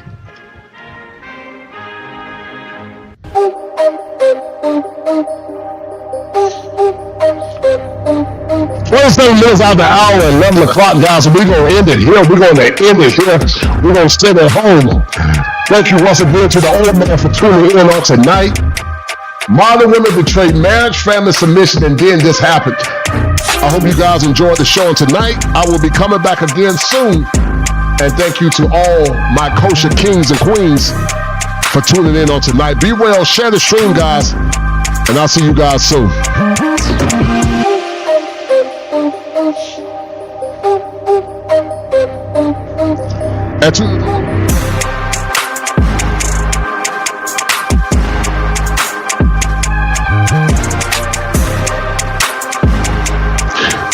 Be well.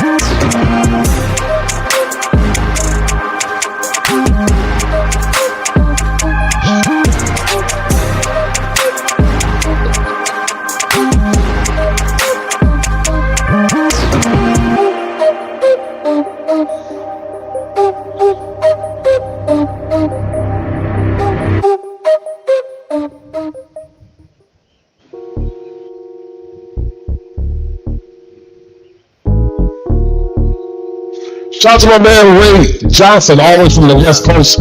This goes out to brother Ray Johnson. We're about to end it, guys. Once again, thank you guys for tuning in. Bring us back about 2K. Feeling like a baller, see the Jordan on my shoelace. Nuketown, stepping off buses, hopping on fences. Call of Duty, me and my niggas, we in the trenches.